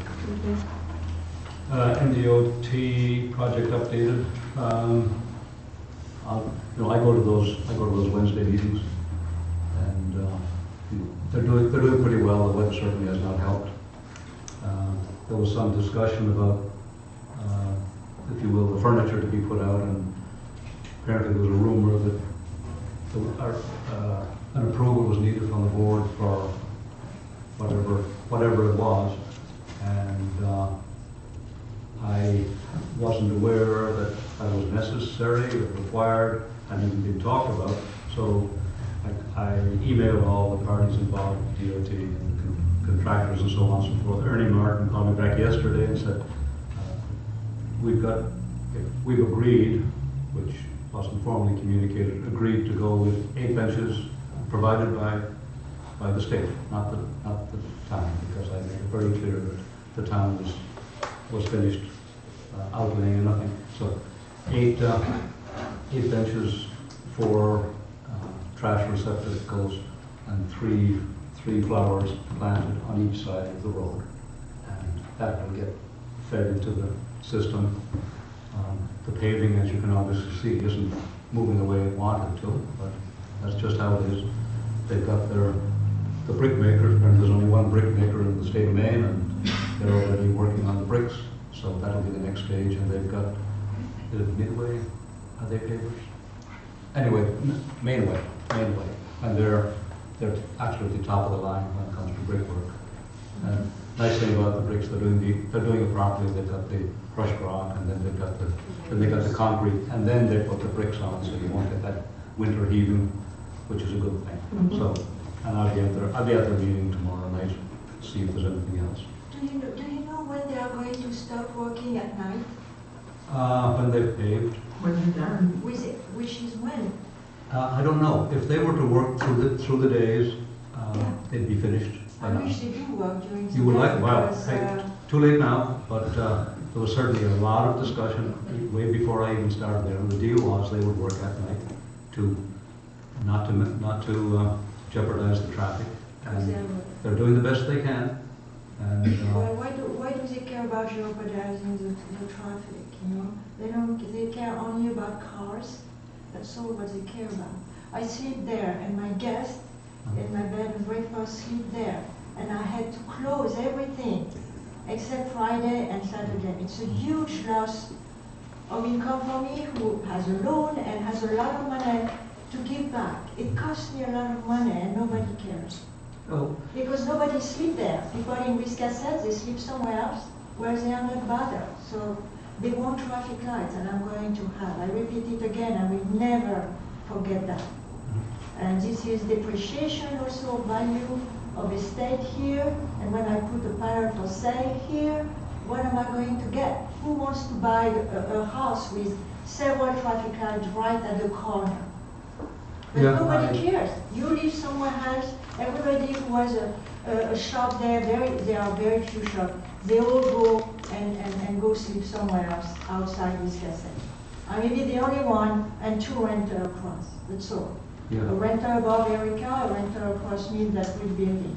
That's all. And we have that just at the corner. So I would like to know when they are going to stop working at night. When I Probably. can say and open up my house and say, Probably when the project is completed, when? October is when they're supposed to be. So I will just have to close my business. But that's, Nobody cares. You don't care either because you don't live on Main Street. I will find out tomorrow night exactly. Their schedule has shifted. They are behind schedule. Yeah, they have a lot to do there. It's a huge and extreme disturbance. It's awful, awful, awful. But I'm the only one there, new. I am new, coming from somewhere else.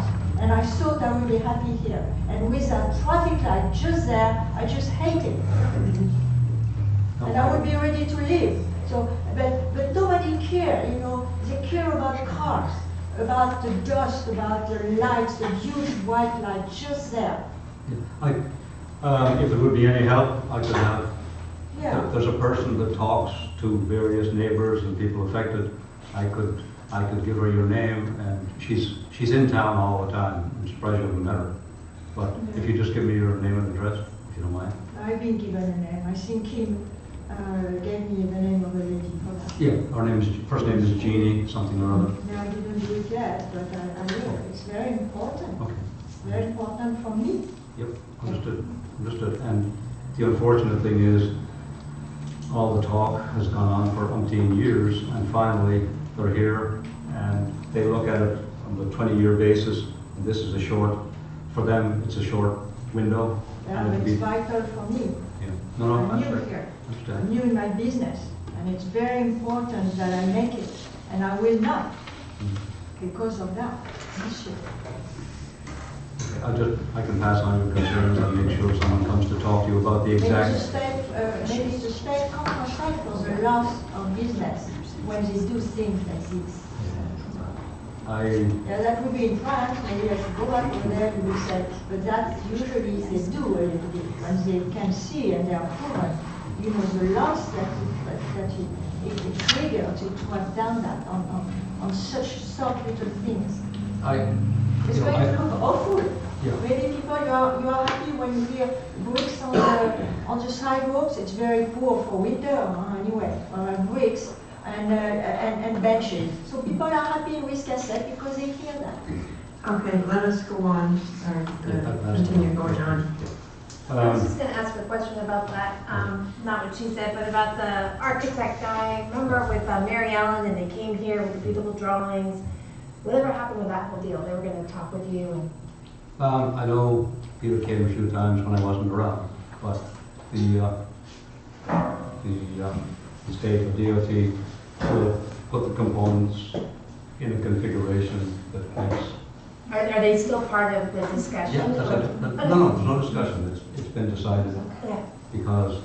With that drawing though, the one that the guy showed us? Yeah, but the state just had concerns about ADA and such like, Right. and they'd be configuring them in a way that satisfies their. That's fine, I was just wondering what if we ever thought through that. Yeah, as I said, 8 inches, 4 receptacles, and 2 trees each I side. will never forget that here. Excuse me, I know you already told me to shut up before I can, so don't do this. I speak to her. quiet.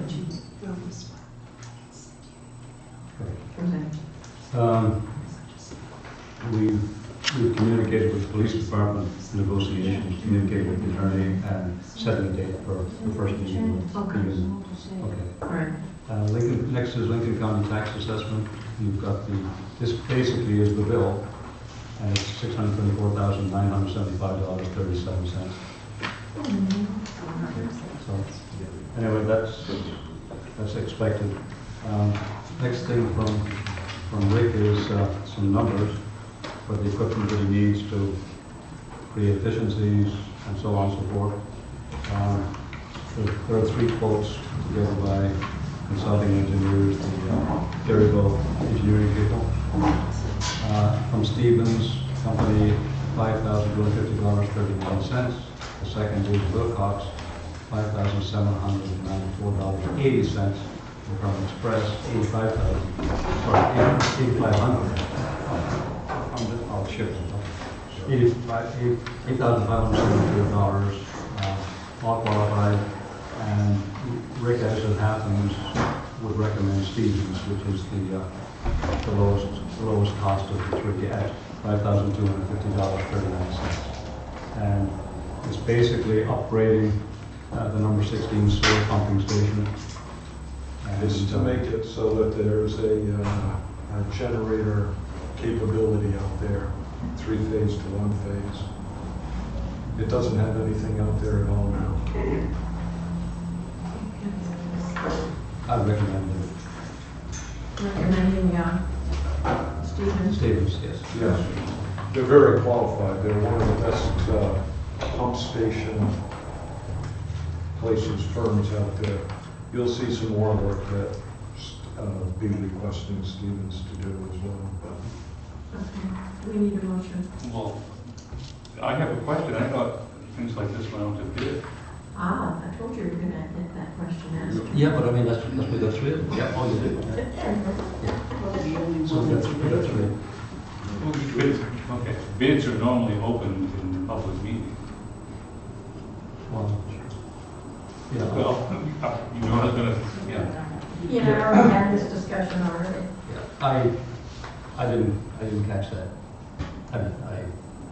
There were very few people qualified to do this work, so generally what happens, often you're fortunate to get one to do the job. In this case, we use the Derryville people.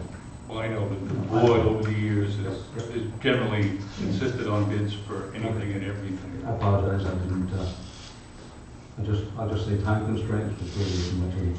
Yeah, I think Everything's running this late. works. The whole opening of the bid thing is kind of like a formality. I guess But it's that's, always done that way. but- that's the policy that we enacted. At one point in time, they tried to, email and faxes and everything else, and that's not the way the policy states.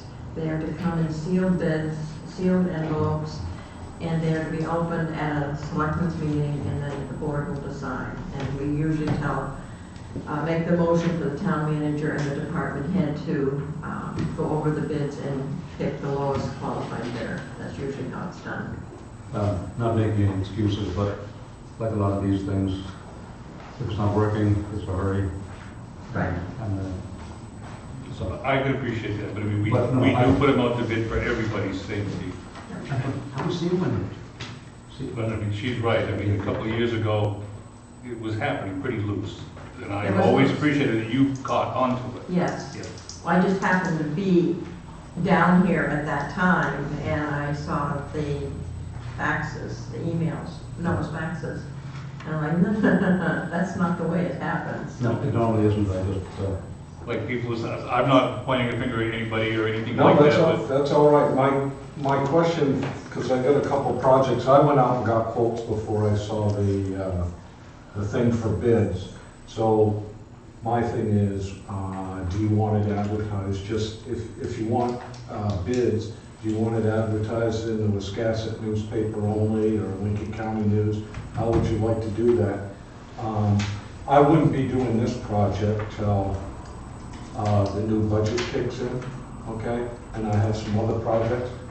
Well, I want to make sure you're all satisfied with what information I need and what I need to do, because what I'd like to do is get all these, I got like 7 or 8 projects, get them pre-approved so I can lock in the vendor on a schedule instead of waiting till way further down the line. So whatever works for you, however you want to do it, is fine with me. I was hoping maybe to save some advertisement money, but whatever your pleasure is. Yes, Bernice? Does it have to be a bid or an RFP? Because that's basically what it is, an RFP. It does have to be a bid. It has to be bid.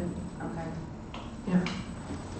You can work with the manager on that. I mean, you may know specific professional organizations that you want to see the bid go out to. If we'd like to, if at all possible, open the bids here.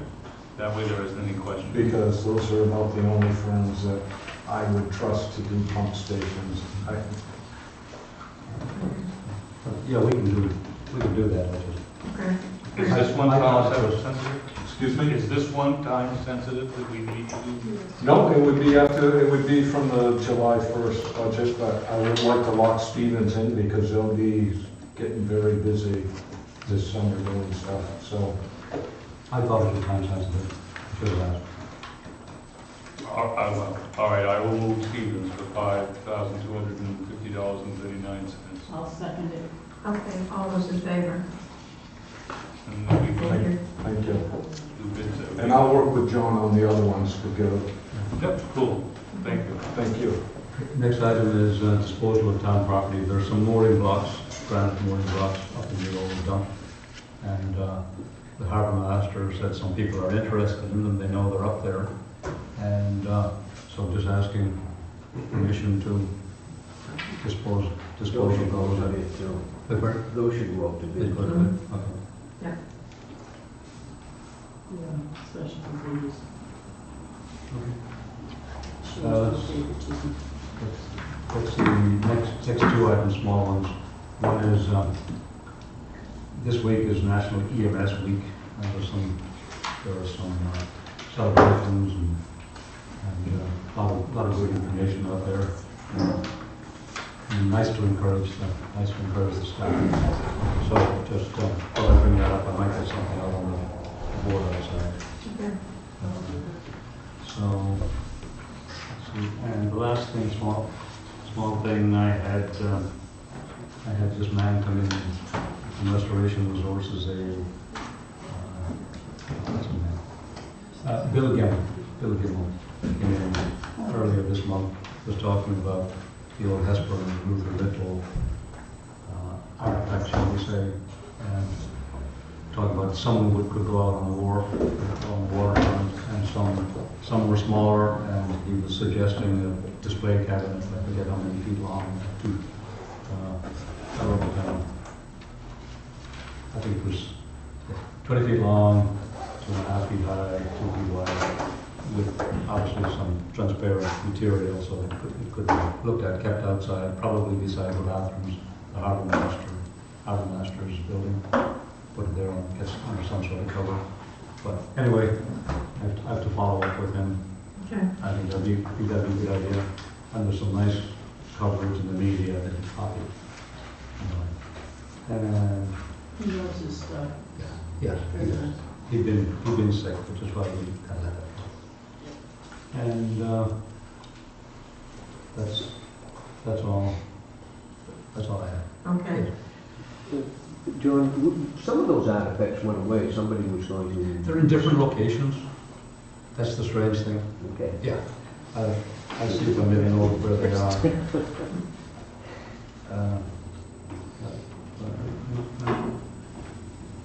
Some are in the main state prison workshop, apparently. Ken Boudin. He was going to do some sandblasting. He has some material. And these are all Hesper artifacts. So there's no Luther Little survived. Right. That's what I have. Can you just like things on the boats? Oh, yeah.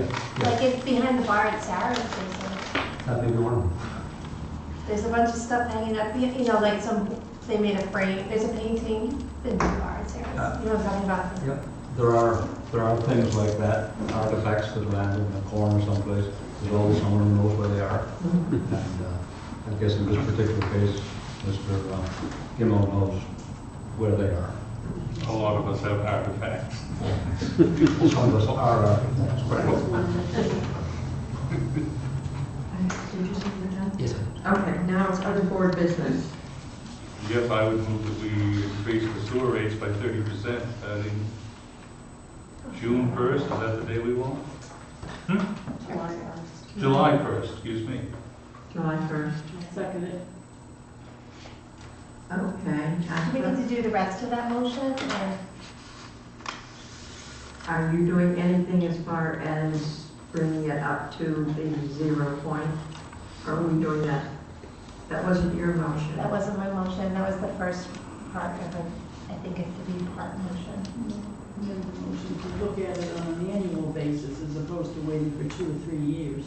I think maybe each year we should Remember look at the what rates. I don't know. Well, I remember what she said. She Yeah. said to increase it over the next 2 years until it was zero shortfall. And in the interim, to take that shortfall from the reserve account. Was it the most economical? For the Avenue. Well, it would be Whether it most be reserve. economical, I think, to take it from that, Capital improvement. the revenue, because that is going to get taken anyway, so it Right. technically costs us nothing. Right. So does that make sense, Ben? I will amend my motion to that if you want. Yes, whatever their motion. Yes, go. Did you give me a second? I didn't throw it away. I'm glad. Bob remembered. Okay, we've got a motion. I just assumed all that would get changed, but it's okay. Do I have a second? I seconded it. Okay. All those in favor? 5-0. Any other board business? Nothing? Who can remember at this point? I know, it's late. Can I have a motion to adjourn? So moved. All those in favor?